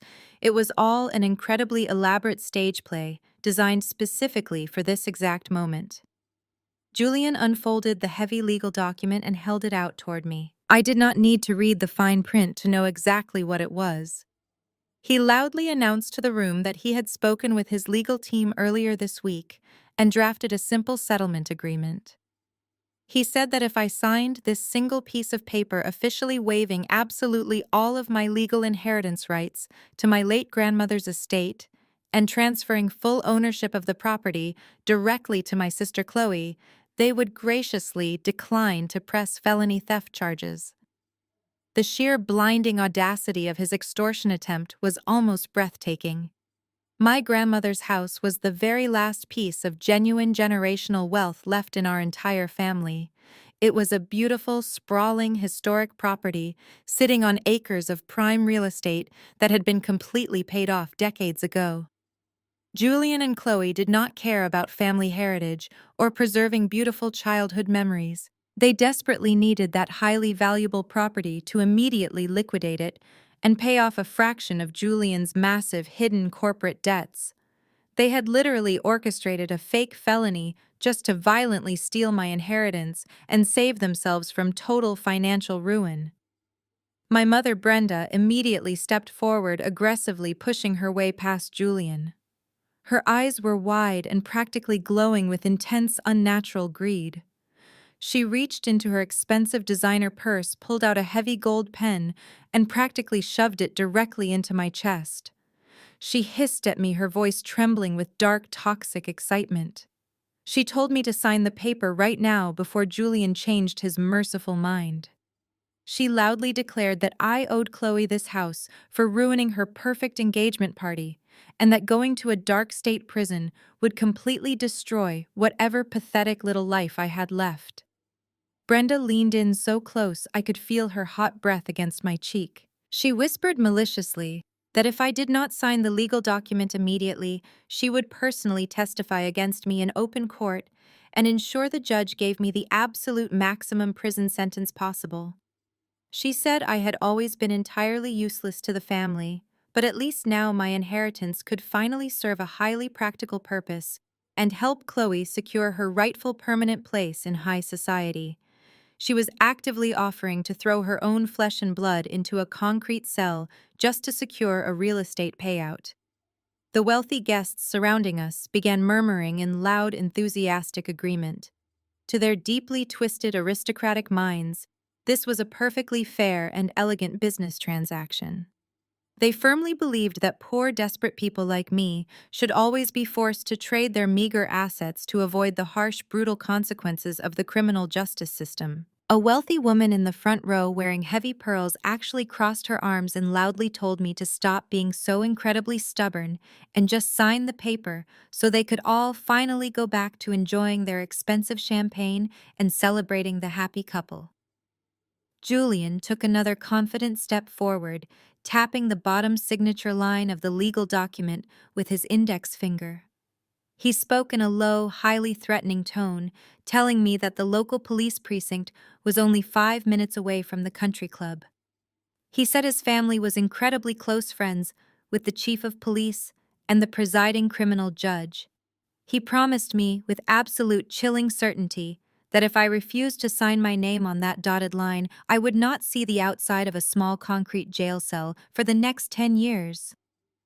He smirked, holding the paper right in front of my face, totally convinced that he had successfully backed me into an inescapable legal corner from which I could never possibly recover. He brought a pathetic amateur extortion contract to a seasoned private equity shark.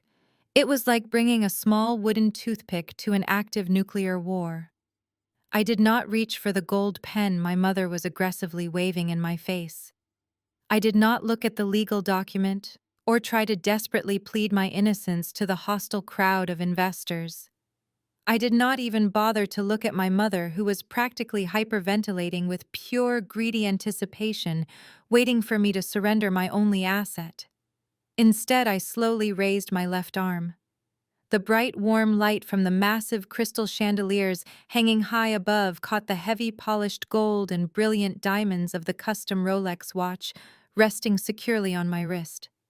I tilted my arm slightly, perfectly calm, and completely unbothered by the screaming threats and the heavy physical presence of the armed security guards surrounding me. I stared down at the sweeping second hand of the beautiful luxury watch, watching it tick down with absolute cold mechanical precision. The entire grand ballroom fell completely silent. The loud, aggressive shouting completely stopped. The frantic whispering instantly died away.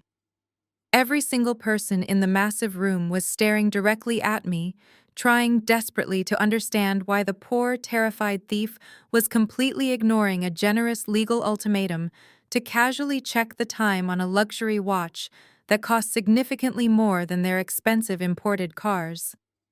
Julian lowered the legal document slightly, his confident smirk violently faltering into a look of deep, profound confusion. He asked me what on earth I was doing and loudly demanded that I stop playing stupid games and sign the paper immediately before he lost his temper. I lowered my arm slowly, letting it fall gracefully back to my side. I locked my eyes directly onto Julian's pale, sweating face. I did not yell. I did not raise my voice or show a single ounce of fear. I spoke in a quiet, dangerously even voice that carried effortlessly across the dead, silent room, hitting every single person like a physical blow. Exactly 1 minute left. The words hung in the cold air like a heavy executioner's blade suspended right over their necks. I did not elaborate. I did not explain what was going to happen or who was coming to save me. I just stood there, radiating absolute terrifying authority. The psychological shift in the grand ballroom was completely instantaneous and absolutely magnificent to witness. The wealthy, aggressive crowd that had been practically foaming at the mouth to see me forcefully arrested just seconds ago suddenly froze in intense, burning curiosity and deep, unexplainable dread.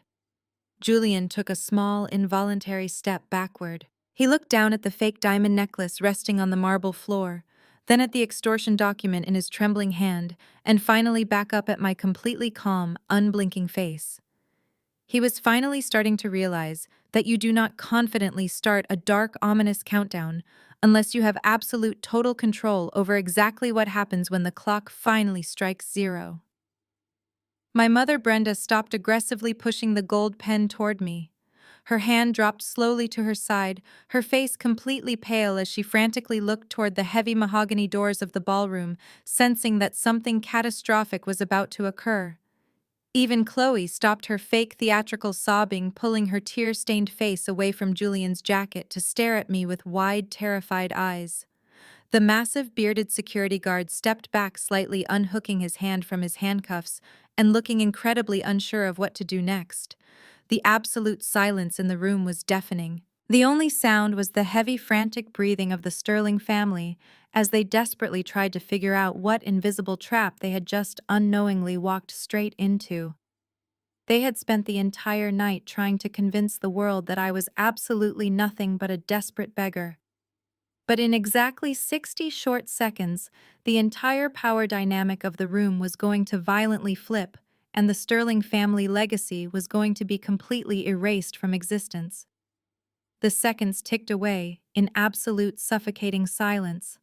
I kept my eyes locked entirely on Julian, watching the arrogant color completely drain from his face as his brain desperately tried to process my terrifying confidence. 40 seconds, 30 seconds. The heavy air in the grand ballroom felt like it was actively vibrating with intense, unexplainable dread.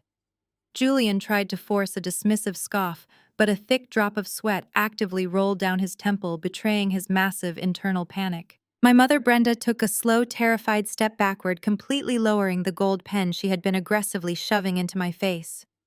She looked frantically toward the exit, sensing with her toxic survival instincts that an invisible, highly destructive bomb was about to detonate right inside the room. 10 seconds. 5, 4, 3, 2, 1. The massive, heavy mahogany double doors at the main entrance of the grand ballroom did not just open, they were violently thrown apart.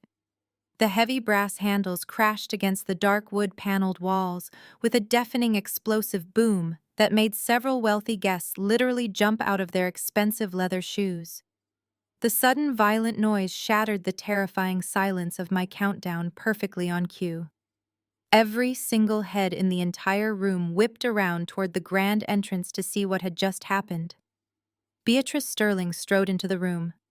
She was 60 years old and completely terrifying to behold. Unlike Karen Sterling, who desperately tried to hide her fading youth behind excessive cosmetic fillers and pastel fabrics, Beatrice wore her age and her immense power like a meticulously forged suit of armored steel. She was dressed in a sharp, flawlessly tailored charcoal gray pantsuit with a single authentic diamond brooch pinned securely to her lapel. Her silver hair was pulled back into a severe, tight twist that offered absolutely no softness. She did not just walk into a room, she commanded the very oxygen inside of it. She was the absolute matriarch, the Iron Lady of the Sterling bloodline. While Julian and his foolish father played at being successful businessmen on the golf course, Beatrice was the only person in that entire genetic pool who actually understood the cutthroat, brutal reality of corporate finance. She was the sole reason their pathetic family had not been living in a dark cardboard box 10 years ago. The reaction from Julian and his family was instantaneous and entirely pathetic to witness. The exact moment they saw her standing in the doorway, the sheer paralyzing terror that my countdown had instilled in them completely evaporated. It was instantly replaced by a sickening, desperate wave of total relief. They actually foolishly believed that the powerful cavalry had just miraculously arrived to save them from my terrifying threats. Julian pushed violently past the bearded security guard, almost tripping over his own expensive leather shoes as he rushed frantically toward his aunt. Karen was right behind him, completely abandoning her highly dramatic kneeling posture on the floor. She was suddenly and miraculously cured of her overwhelming grief over the supposedly stolen necklace. They swarmed the older woman like desperate, starving parasites. Julian reached out, trying to grab Beatrice's arm, his voice practically trembling with manufactured outrage and desperate cowardly relief.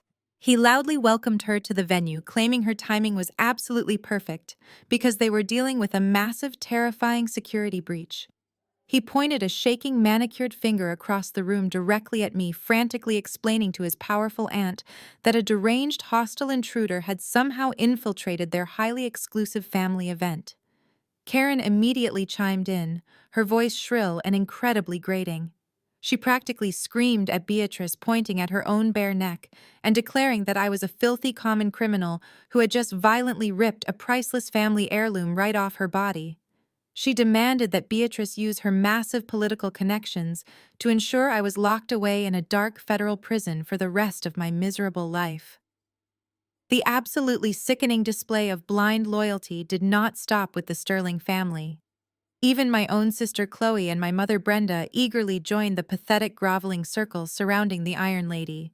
Chloe quickly wiped her perfectly dry eyes and formally introduced herself to Beatrice, playing the role of the sweet, innocent, beautiful bride whose incredibly special night had been viciously ruined by a jealous, impoverished older sister. She batted her eyelashes and told Beatrice that she was so incredibly embarrassed by my unforgivable actions, but that she completely supported Julian in aggressively pressing full felony charges against me. Brenda nodded aggressively, standing shoulder to shoulder with the white aristocrats, who secretly despised her. She told Beatrice that she was deeply, horribly ashamed to share any blood with me at all. She loudly proclaimed to the entire room that she had officially disowned me and fully supported the Sterling family, throwing me directly to the police. My mother was actively trying to sell my entire future for a few pathetic crumbs of approval from an older woman she had never even met before. Beatrice Sterling did not smile at her desperate nephew. She did not return their warm, frantic embraces or offer a single word of comforting reassurance to Karen. She did not even briefly glance at the fake diamond necklace resting on the marble floor.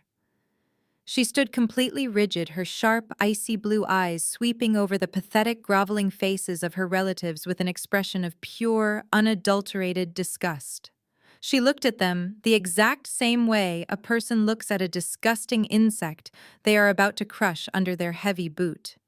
The wealthy aristocratic guests standing nearby held their collective breath, eagerly waiting for the powerful matriarch to rain absolute hellfire down upon the desperate thief standing in the center of the room.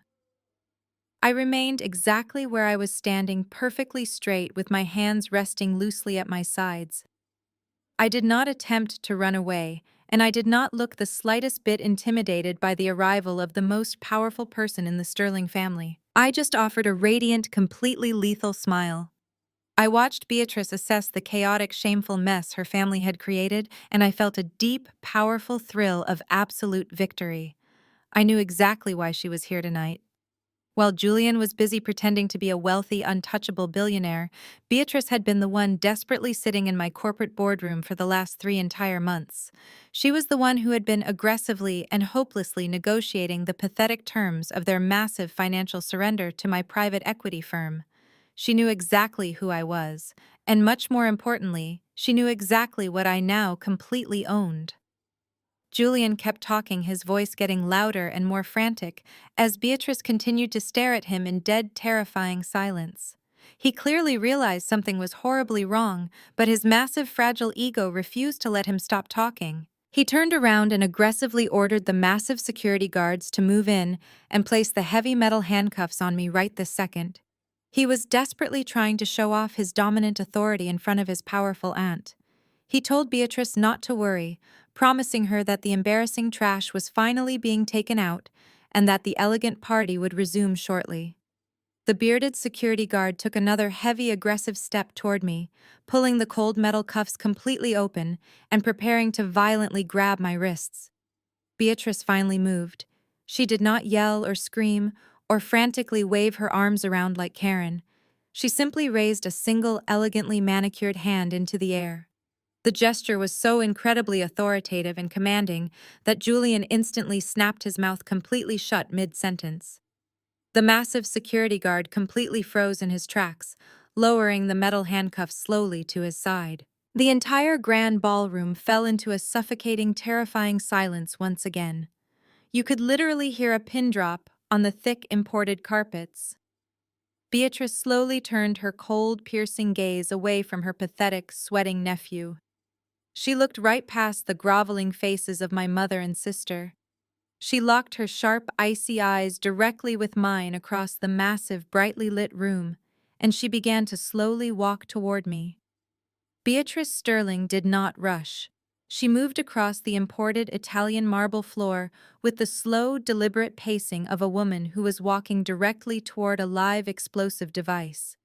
The wealthy, aristocratic guests, who had been aggressively crowding around me just moments before, actively scrambled out of her way. They parted like the Red Sea, practically tripping over their own expensive leather shoes to avoid standing in her direct path. Karen Sterling reached out a trembling hand, trying to gently grab her sister-in-law by the arm to explain the fake robbery, but Beatrice violently slapped her hand away without even breaking her stride. She did not spare a single glance for her weeping nephew or his hysterical fake bride. Her sharp, icy blue eyes remained entirely locked on my face. I watched her approach with perfect, terrifying calm. I let my hands rest gracefully at my sides, completely unbothered by the massive security guards, who were still hovering just a few feet away. Julian turned his body to follow his aunt's movements. He was completely baffled. He fully expected the Iron Lady of the Sterling family to march right up to me and deliver a devastating verbal execution. He stood up a little taller, anticipating the glorious moment when his powerful aunt would officially order the police to drag me away. But that is not what happened.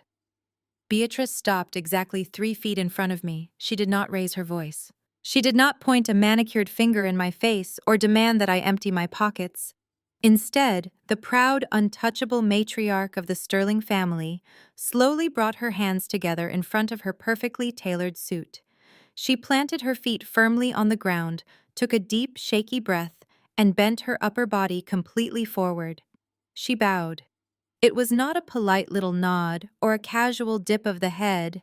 It was a full, rigid 90-degree bow of absolute total submission. She held the humiliating position, bowing to a younger African-American woman in the very center of her own highly exclusive country club. My deepest apologies, Chairman Caldwell, she said, her voice echoing clearly and loudly across the completely silent ballroom. The words were laced with genuine, unmistakable fear. The mad dogs in my house lack basic discipline, and I take full personal responsibility for their disgraceful actions tonight. I humbly beg you to please forgive us. If a massive earthquake had suddenly ripped the grand ballroom completely in half, the resulting shockwave could not have possibly matched the absolute psychological devastation of that single moment. The silence that fell over the room was no longer just quiet. It was a thick, suffocating vacuum. Every single person in the massive room stopped breathing simultaneously. The wealthy guests who had been calling me a filthy common thief just seconds ago stood completely frozen, resembling a collection of highly expensive wax statues. I looked slightly past Beatrice's bowed head and locked my eyes directly onto Julian. His jaw had practically unhinged. The confident, arrogant smirk that he had worn all night was completely violently erased from his face. He stared at his powerful aunt with a look of pure, unadulterated horror. His brain simply could not process the impossible visual information being fed into his eyes. His entire fragile, aristocratic worldview was actively malfunctioning in real time. Aunt Beatrice Julian finally stammered out, his voice cracking like a terrified little boy. "What on earth are you doing? Why are you bowing to her? She is just Chloe's pathetic, broke sister. She is unemployed. She just stole Mother's diamond necklace." Beatrice slowly straightened her posture, but she did not turn around to face him right away. She kept her eyes respectfully lowered toward me, as if she were desperately waiting for my official permission to speak to her own nephew. I offered her a slow, chilling nod.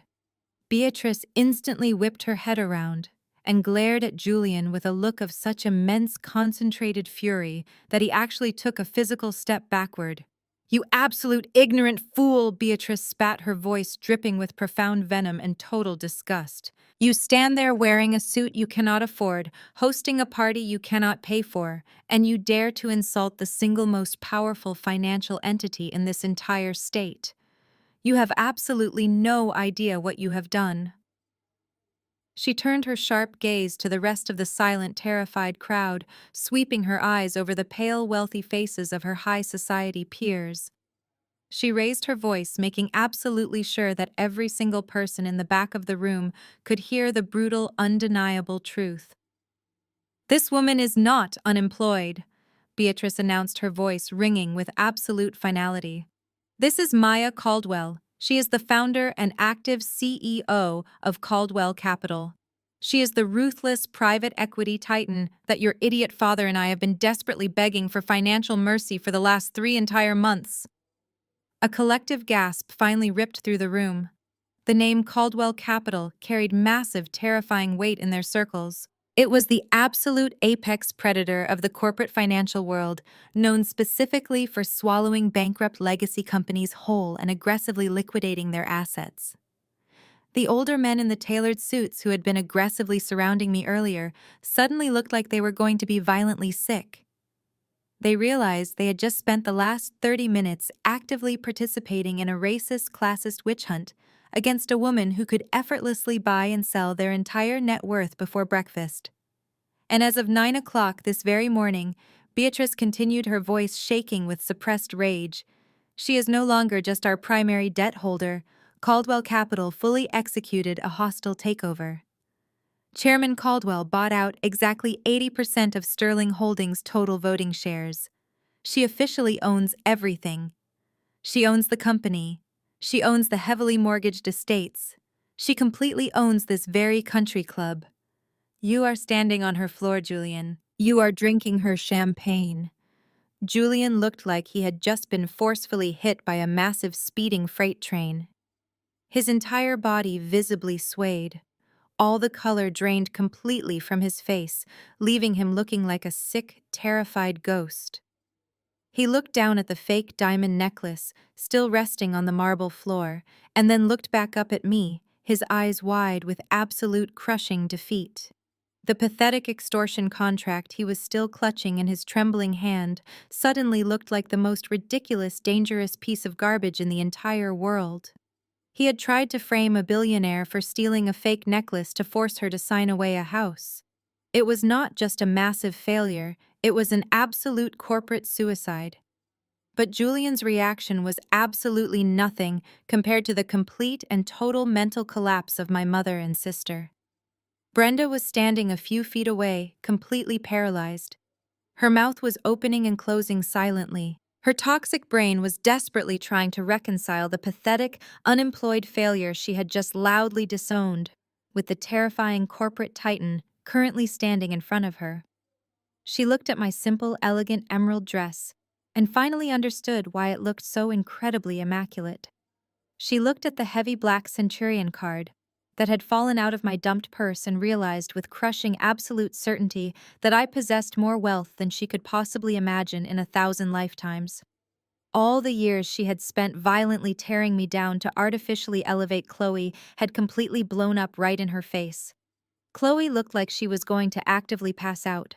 Her perfect engagement party, the absolute pinnacle of her entire fake existence, was completely reduced to radioactive ash. She had built her entire relationship with Julian on the desperate lie that she came from wealth, and now she was publicly exposed as a fraud, marrying a man who was tens of millions of dollars in debt to her own deeply hated sister. She stared at me, her eyes completely wide with sheer animalistic panic. She knew exactly how horribly she had treated me. She knew that she had just eagerly participated in a vicious felony setup to send me to federal prison. And she knew that I was now holding the absolute ultimate power to completely destroy whatever pathetic, miserable life she had left. Karen Sterling let out a strange, high-pitched whimpering sound. She slowly reached down with a trembling hand and quietly scooped her fake diamond necklace off the floor, desperately trying to hide it inside her expensive silk clutch. The fierce, arrogant matriarch who had loudly demanded my immediate arrest was now actively cowering behind her own son, terrified that I was going to call the police on her for filing a false criminal report. I looked around the absolutely silent, devastated room and felt an incredibly deep, warm sense of absolute satisfaction. I did not have to scream. I did not have to cry or frantically defend my own honor. I had let their own massive, towering arrogance do absolutely all the heavy lifting. They had built a beautiful, elaborate trap designed perfectly to completely destroy my life, and then they had gleefully marched right inside of it and locked the heavy iron door behind themselves. I turned my attention back to Beatrice, who was still standing rigidly in front of me, desperately awaiting my official response. She had successfully delivered the absolute ultimate humiliation to her own family, but she knew that her public apology did not guarantee their financial survival. She was looking at me with wide, terrified eyes, silently begging me to show her massive, crumbling empire a tiny ounce of corporate mercy. I offered her a slow, entirely humorless smile that completely confirmed her absolute worst fears. I told Beatrice to stand up. My voice was quiet, but it carried the absolute weight of a finalized corporate execution. I told her that the dramatic groveling was entirely unnecessary now because the Sterling family had already dug a grave so deep that no amount of public apologies could possibly pull them out. Beatrice slowly straightened her posture, but she did not dare to look me in the eye. She took a highly submissive step backward, blending into the terrified crowd of wealthy onlookers, completely surrendering the entire floor to me. I was the absolute center of gravity in that massive ballroom. Every single eye was glued to my every movement. I slowly walked over to the humiliating mess my mother had aggressively dumped onto the marble floor. I gracefully stepped over my scattered car keys and my spilled lipstick. I did not bend down to pick up my limitless black centurion card. I reached down and picked up the thick, glittering diamond tennis necklace that Karen Sterling had falsely accused me of stealing. It felt incredibly light and entirely cheap in my hand. I stood back up and slowly turned my body, taking in the entire room. I looked at the pale, terrified faces of the aristocratic guests. I looked at the massive security guards who were now actively backing away toward the walls, realizing they had almost illegally assaulted a billionaire. I looked at my mother and sister, who were practically shrinking into the shadows. And finally, I locked my eyes directly onto Karen Sterling. She was cowering behind Julian, her face completely stained with dark mascara tracks from her fake theatrical crying. I raised my arm and threw the necklace directly at her face. I did not toss it gently. I threw it with sharp, deliberate force. The heavy piece of jewelry struck Karen squarely in the upper chest with a loud, harsh smack. She let out a pathetic yelp of surprise and completely failed to catch it. The necklace hit the hard marble floor for the second time that night, bouncing pitifully near her expensive leather shoes. Fake diamonds. I announced, my voice ringing out with absolute terrifying clarity. Cubic zirconia set in incredibly cheap plated white gold. It is not even a high-quality fake Karen. It is a pathetic, embarrassing imitation of wealth. Karen gasped loudly, covering her mouth with both hands. The tight circle of country club women standing near her immediately gasped as well, staring down at the discarded jewelry with looks of pure, unadulterated revulsion. In their highly exclusive old money world, wearing fake jewelry was an absolute, unforgivable sin. It was the ultimate, undeniable proof of financial poverty. I took a slow, deliberate step toward the crumbling matriarch. I told the entire silent ballroom that the real priceless family heirloom had not been stolen tonight. I told them that Karen Sterling had secretly pawned the authentic diamonds exactly 2 years ago. I kept my eyes locked on Karen, watching her violently shake her head in desperate, pathetic denial as I exposed her darkest, most humiliating secret to her highly judgmental peers. I projected my voice, making absolutely sure the people in the very back of the room could hear every single devastating word. I explained that Julian had managed to rack up a massive illegal gambling debt during a highly reckless weekend in Las Vegas. He had borrowed millions of dollars from very dangerous private lenders who did not care about the Sterling family legacy. Karen had quietly sold off her grandmother's priceless, authentic diamonds just to keep her precious, arrogant son from getting his legs violently broken by debt collectors. Julian let out a loud, guttural sound of pure panic. He frantically stepped in front of his mother, holding his hands up and desperately begging me to stop talking. He looked at his wealthy investors and his high society friends, trying to force a reassuring smile, but his face was completely covered in a thick layer of cold, terrified sweat. He stammered out that I was insane and that his family was completely financially secure. He was actively drowning in a sea of his own toxic lies, but his massive, fragile ego absolutely refused to let him stop thrashing around. I did not even blink. I calmly reached down and picked up a thick, folded manila envelope that had been tucked securely inside the hidden zippered compartment of my leather clutch. My mother had been so incredibly blinded by her own vicious greed that she had completely failed to notice it when she violently emptied my bag. I stood back up and pulled a thick stack of heavy legal documents out of the envelope. The crisp white paper made a sharp snapping sound that echoed terribly in the quiet room. I walked directly up to Julian, invading his personal space and completely stripping away his remaining pathetic illusion of power. I slapped the thick stack of legal documents right against the center of his chest. He reflexively brought his trembling hands up to catch them before they fell. He looked down at the heavy papers, and I watched his eyes rapidly scan the bold legal headers. The words default foreclosure and complete asset seizure were printed in massive, undeniable black ink. Those documents are the official finalized receipts of your entire miserable existence, Julian. I said, my voice dropping to a cold, lethal register. $15 million. That is the exact amount of highly toxic, hidden corporate debt your family is currently drowning in. You took out predatory loans to cover your massive corporate failures. You secretly mortgaged this historic country club 3 separate times. You completely drained the corporate pension funds just to maintain the pathetic illusion of your aristocratic lifestyle. Julian started shaking so violently that the legal papers in his hands actively rattled. He opened his mouth to speak, but absolutely no sound came out. His brain was completely paralyzed by the sheer magnitude of his absolute destruction. I took a slow step backward, turning my gaze to take in the horrified reactions of his family. I told them that Caldwell Capital did not just buy their failing company. I told them that my firm had systematically hunted down and purchased every single outstanding loan, every single private marker, and every single hidden mortgage the Sterling family possessed. I looked directly at Julian and delivered the absolute final killing blow. "You have a total net worth of negative $15 million, I declared, with absolute devastating finality. I own the luxury cars sitting out in the valet parking lot. I own the grand historic estate you currently sleep in. I literally own the custom Italian suit you are wearing right now because you bought it on a credit line that I completely control. You are absolutely entirely penniless. You are nothing but a broke, desperate fraud dressing up in expensive stolen clothes."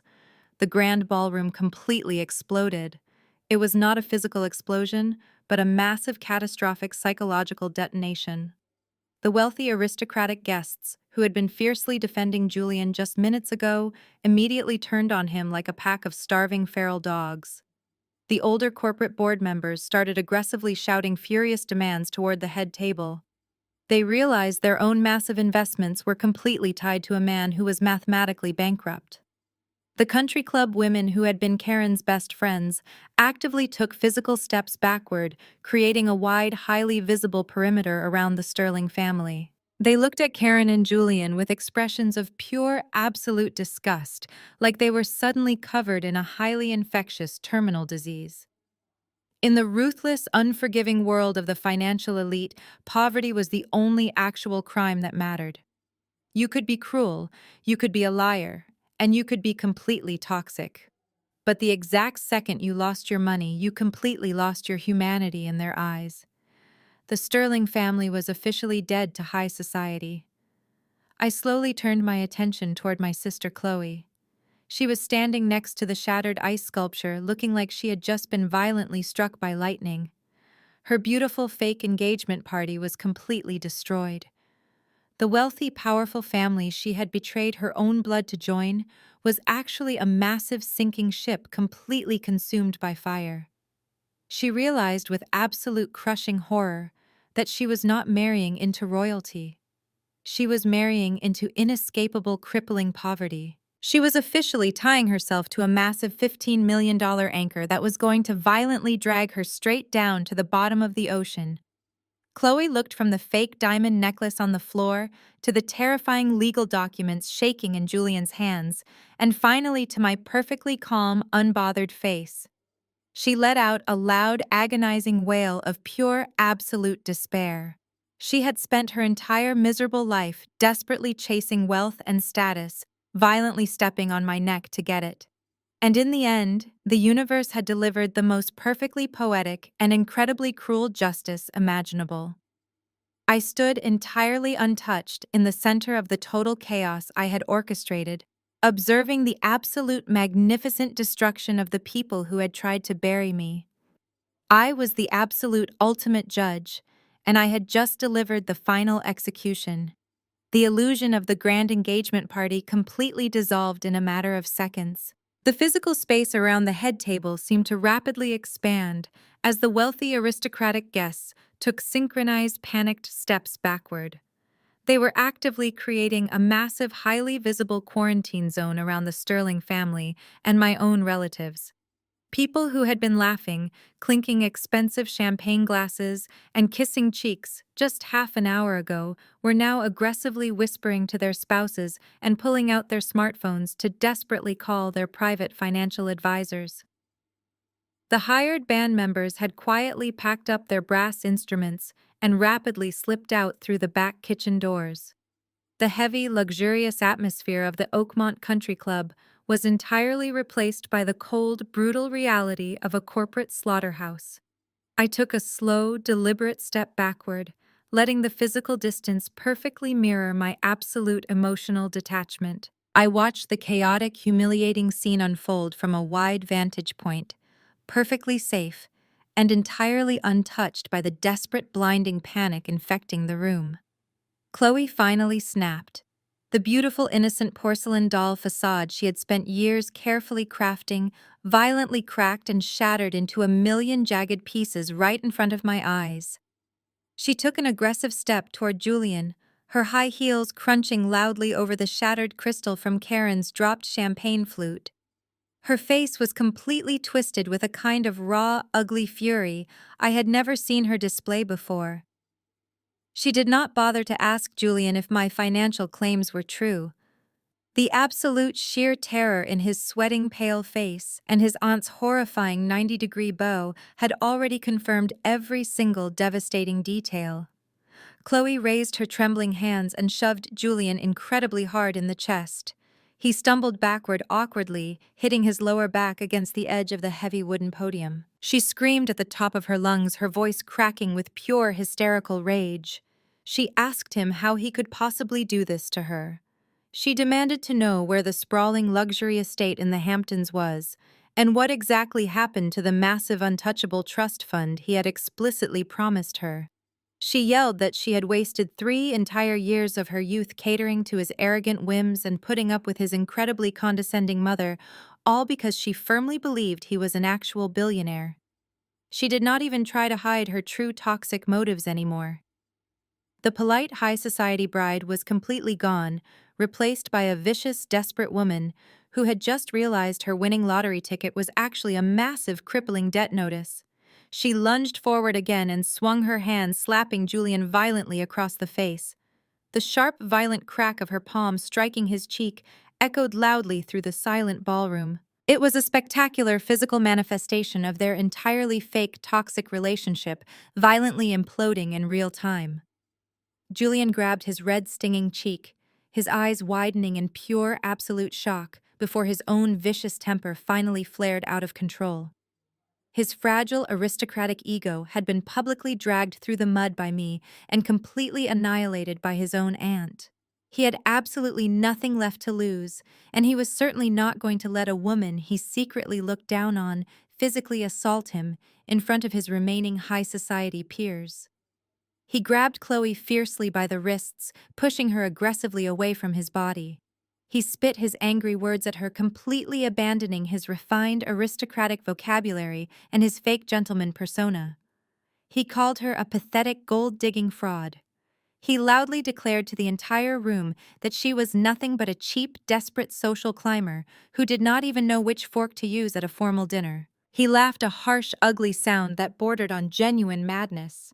He told her that he had known exactly what she was from the very first day they met, but he kept her around because she was easily manipulated and desperate to please him. Julian screamed that Chloe was just as broke and pathetic as he was, and that they absolutely deserved each other. He aggressively exposed her darkest financial secrets, telling the disgusted crowd that the massive diamond engagement ring currently sitting on her finger was actually purchased on a high-interest payment plan that she had foolishly co-signed. He told her with a vicious, victorious smirk that since they were legally bound to several of those massive loans together, she was going down right alongside him. Chloe let out another agonizing shriek, trying to physically attack him again, but he easily pushed her backward into a large table of elaborate floral arrangements. The beautiful white and gold flowers crashed heavily to the floor, completely ruined and trampled under their aggressive feet. Then my mother Brenda decided to join the absolute bloodbath. She realized with terrifying clarity that the Sterling family was completely worthless, and that her precious golden child was now legally tied to a massive mountain of toxic corporate debt. Her survival instincts demanded an immediate target. Brenda lunged directly at Karen Sterling. She grabbed the front of Karen's expensive silk dress and started screaming right into her terrified face. Brenda called the Sterlings a family of disgusting white trash con artists. She loudly demanded immediate financial compensation for the thousands of dollars she had personally spent on the fake engagement party catering. Karen shrieked in genuine terror and pushed Brenda away, frantically trying to smooth her ruined silk dress. Karen yelled back, calling Brenda a loud, uneducated brute and screaming that our family had completely cursed their pure bloodline. The two older women were practically clawing at each other, trading vicious, horrible insults, while their perfect children screamed and violently fought just a few feet away. It was an absolute pathetic circus of toxic, desperate people violently turning on each other the exact second the money completely evaporated from their lives. Aunt Beatrice stood completely frozen in absolute shock, watching her entire family publicly degrade themselves in the most humiliating way imaginable. She closed her eyes slowly, pinching the bridge of her nose in absolute total defeat. She knew there was absolutely no coming back from this catastrophic display. The Sterling name was permanently and violently erased from the elite social registry forever. I stood entirely apart from the screaming, desperate mass of bodies. I did not feel a single ounce of pity or guilt or lingering familial duty. I watched them tear each other completely apart and felt nothing but a cold, hollow sense of absolute finality. This was the exact family that had just eagerly participated in a highly calculated felony setup to send me to a dark federal prison. This was the family that had laughed at my supposed poverty and banished me to the hidden dirty corners of the kitchen. Now they were violently destroying whatever tiny shreds of dignity they had left. My mother suddenly stopped screaming at Karen. Her chest was heaving as her eyes darted wildly around the room until they finally landed completely on me. Her toxic mind kicked into massive, desperate overdrive. She saw me standing there, radiating absolute, unbothered wealth and untouchable power, and her brain attempted one final, desperate, pathetic pivot. She pushed her way aggressively past Julian and Chloe, running directly toward me with her arms wide open. She forced a wide, hysterical smile onto her sweating face. She called my name, her voice completely dripping with fake, desperate maternal affection. She told me that she had known all along that I was going to be an incredible corporate success. She loudly claimed to the watching crowd that everything she had ever done, including pushing me away and elevating Chloe, was just her highly unique way of making me strong and fiercely independent. She reached out, trying to grab my hands, begging me to take her away from these horrible, disgusting people, and promising that we could finally be a real, loving family now that I had so much money to share. The absolute sheer delusion of her words was genuinely staggering. I looked at the hands she was aggressively shoving toward my face. Just 20 minutes ago, those exact same hands had violently ripped my purse open to happily frame me for grand larceny. I did not step back. I did not raise my voice or angrily curse at her. I simply gave her a look of such immense freezing contempt that she instantly stopped dead in her tracks. Her fake maternal smile violently collapsed, and her outstretched hands slowly dropped to her sides. She finally realized, looking deep into my dead, cold eyes, that the vulnerable, desperate daughter she used to violently control had died a very long time ago. There was absolutely nothing left inside of me for her to emotionally manipulate. I turned my head away from her, completely dismissing her entire existence. I looked straight toward the massive mahogany double doors, where the 4 large security guards were still awkwardly standing. They had been completely paralyzed by the sudden massive shift in power, entirely unsure of who was actually giving the official orders anymore. But I was the CEO of Caldwell Capital, and I officially owned the very ground they were standing on. I raised my hand and pointed a single perfectly manicured finger directly at the screaming, fighting group of people huddled near the shattered swan ice sculpture. My voice was calm, cold, and completely devoid of any human empathy. "Throw all of them out of my country club," I ordered the security guards. "Right now." The massive bearded guard who had been preparing to violently handcuff me just moments ago immediately snapped to absolute rigid attention. He gave me a sharp, deeply respectful nod, completely recognizing the absolute undisputed authority in my voice. He raised his heavy black radio to his mouth and barked a rapid, aggressive command, calling for every single available security officer on the entire property to report to the grand ballroom immediately. Within seconds, a dozen massive men in dark tactical suits flooded into the room. They did not hesitate for a single moment. They marched directly toward the head table and aggressively grabbed Julian Sterling by the arms. He screamed and thrashed violently, demanding that they unhand him and yelling about his aristocratic rights, but the guards completely ignored his pathetic protests. They practically dragged him backward, his expensive leather shoes scraping loudly against the marble floor as he desperately fought against their iron grip.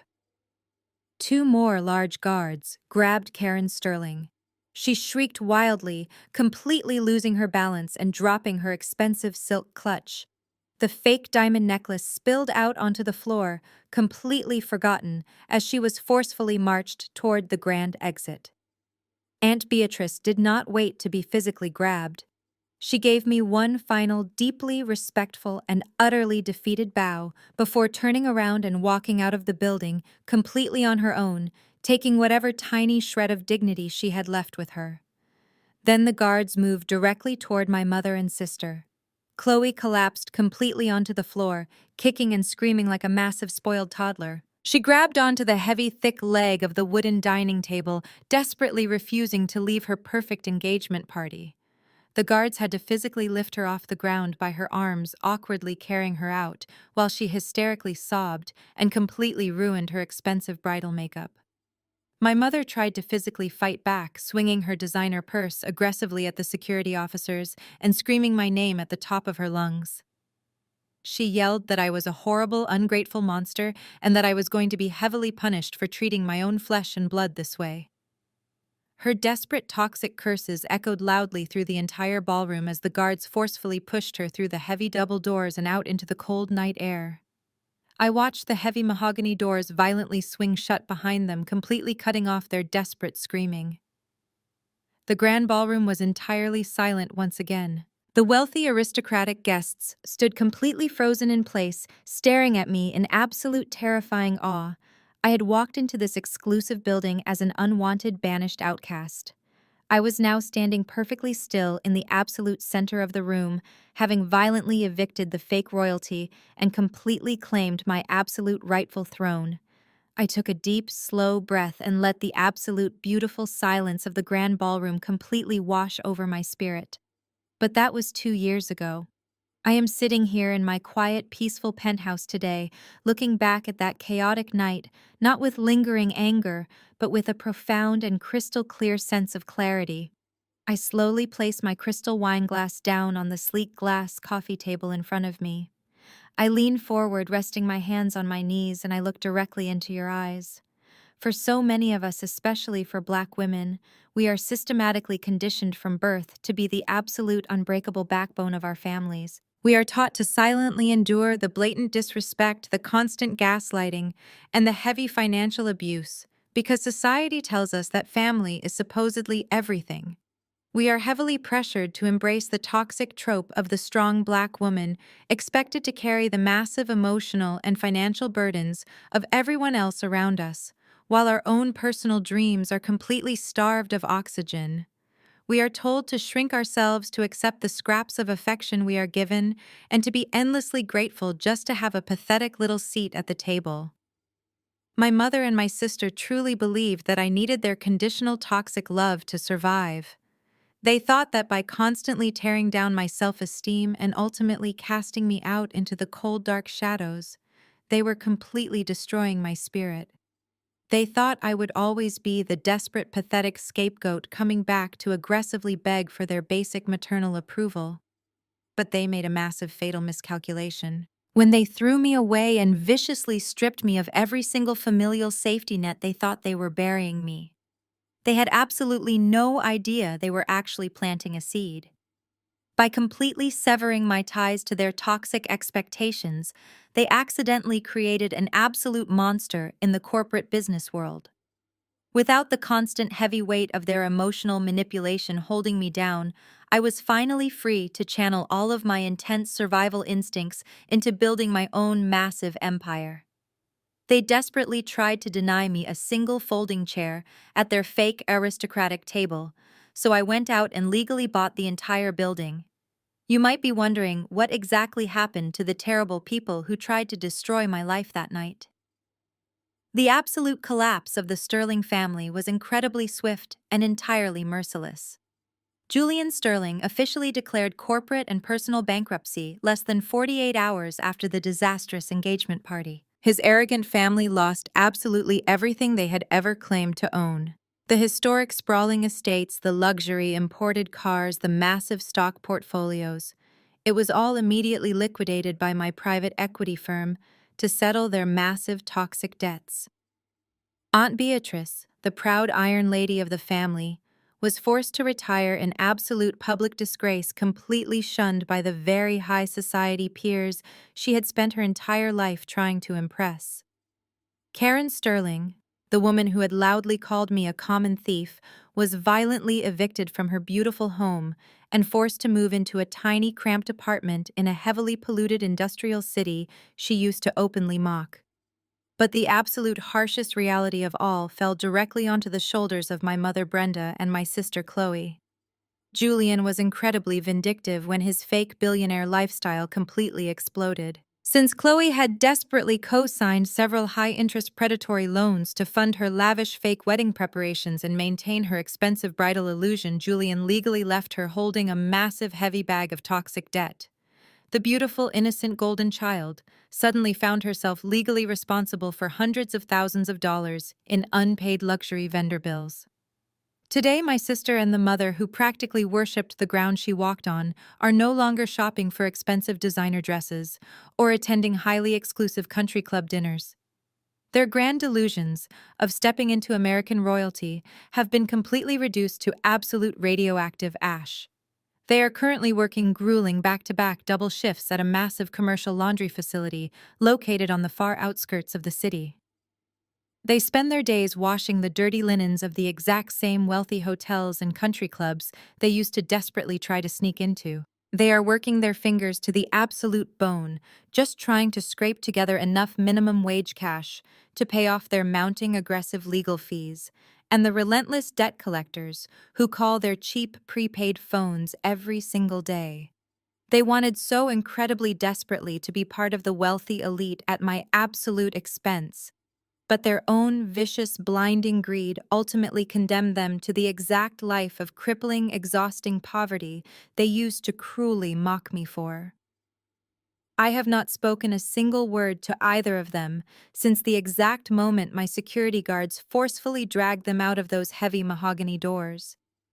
I did not leave them a forwarding address, and I explicitly instructed my corporate legal team to aggressively block any of their desperate, pathetic attempts to contact my office for financial bailouts. I completely protected my peace by building a massive, impenetrable fortress around my heart and my assets. The honest truth is that biological blood does not automatically make someone your true family. Shared DNA is absolutely nothing but a random biological accident. Genuine loyalty, mutual respect, and unconditional protecting love are what actually make a real family. Sometimes the absolute greatest act of self-care and personal preservation you can ever possibly perform is taking a sharp pair of scissors and permanently cutting the toxic dead roots that are actively poisoning your soil. You do not owe your hard-earned success, your precious mental sanity, or your financial security to people who only view you as a highly convenient stepping stone or a pathetic punching bag. You do not have to set yourself completely on fire just to keep your toxic relatives warm. I want to hear directly from you now. Have you ever had to make the incredibly difficult and painful decision to completely cut off toxic family members in order to protect your own mental peace and build your own authentic life? How did you finally find the incredible inner strength to walk away from the manipulative people who were supposed to love and protect you the most? Please share your personal stories of survival, your moments of profound realization, and your beautiful journeys of healing in the comments section below. Your unique voice and your lived experience might be exactly what someone else desperately needs to hear today to finally find the courage to break their own heavy generational chains. Do not ever let anyone make you feel guilty for loudly demanding basic human respect. Do not ever apologize for outgrowing the very small restrictive boxes that small-minded people violently tried to force you into. Keep building your beautiful table, keep protecting your sacred energy, And always remember that your absolute greatest revenge against the people who tried to destroy you will always be your own spectacular, completely unbothered success. Thank you so much for watching and sharing my story. The powerful, triumphant background music swells loudly, filling the entire room with a soaring, magnificent melody of pure, absolute victory as the screen slowly fades completely to black.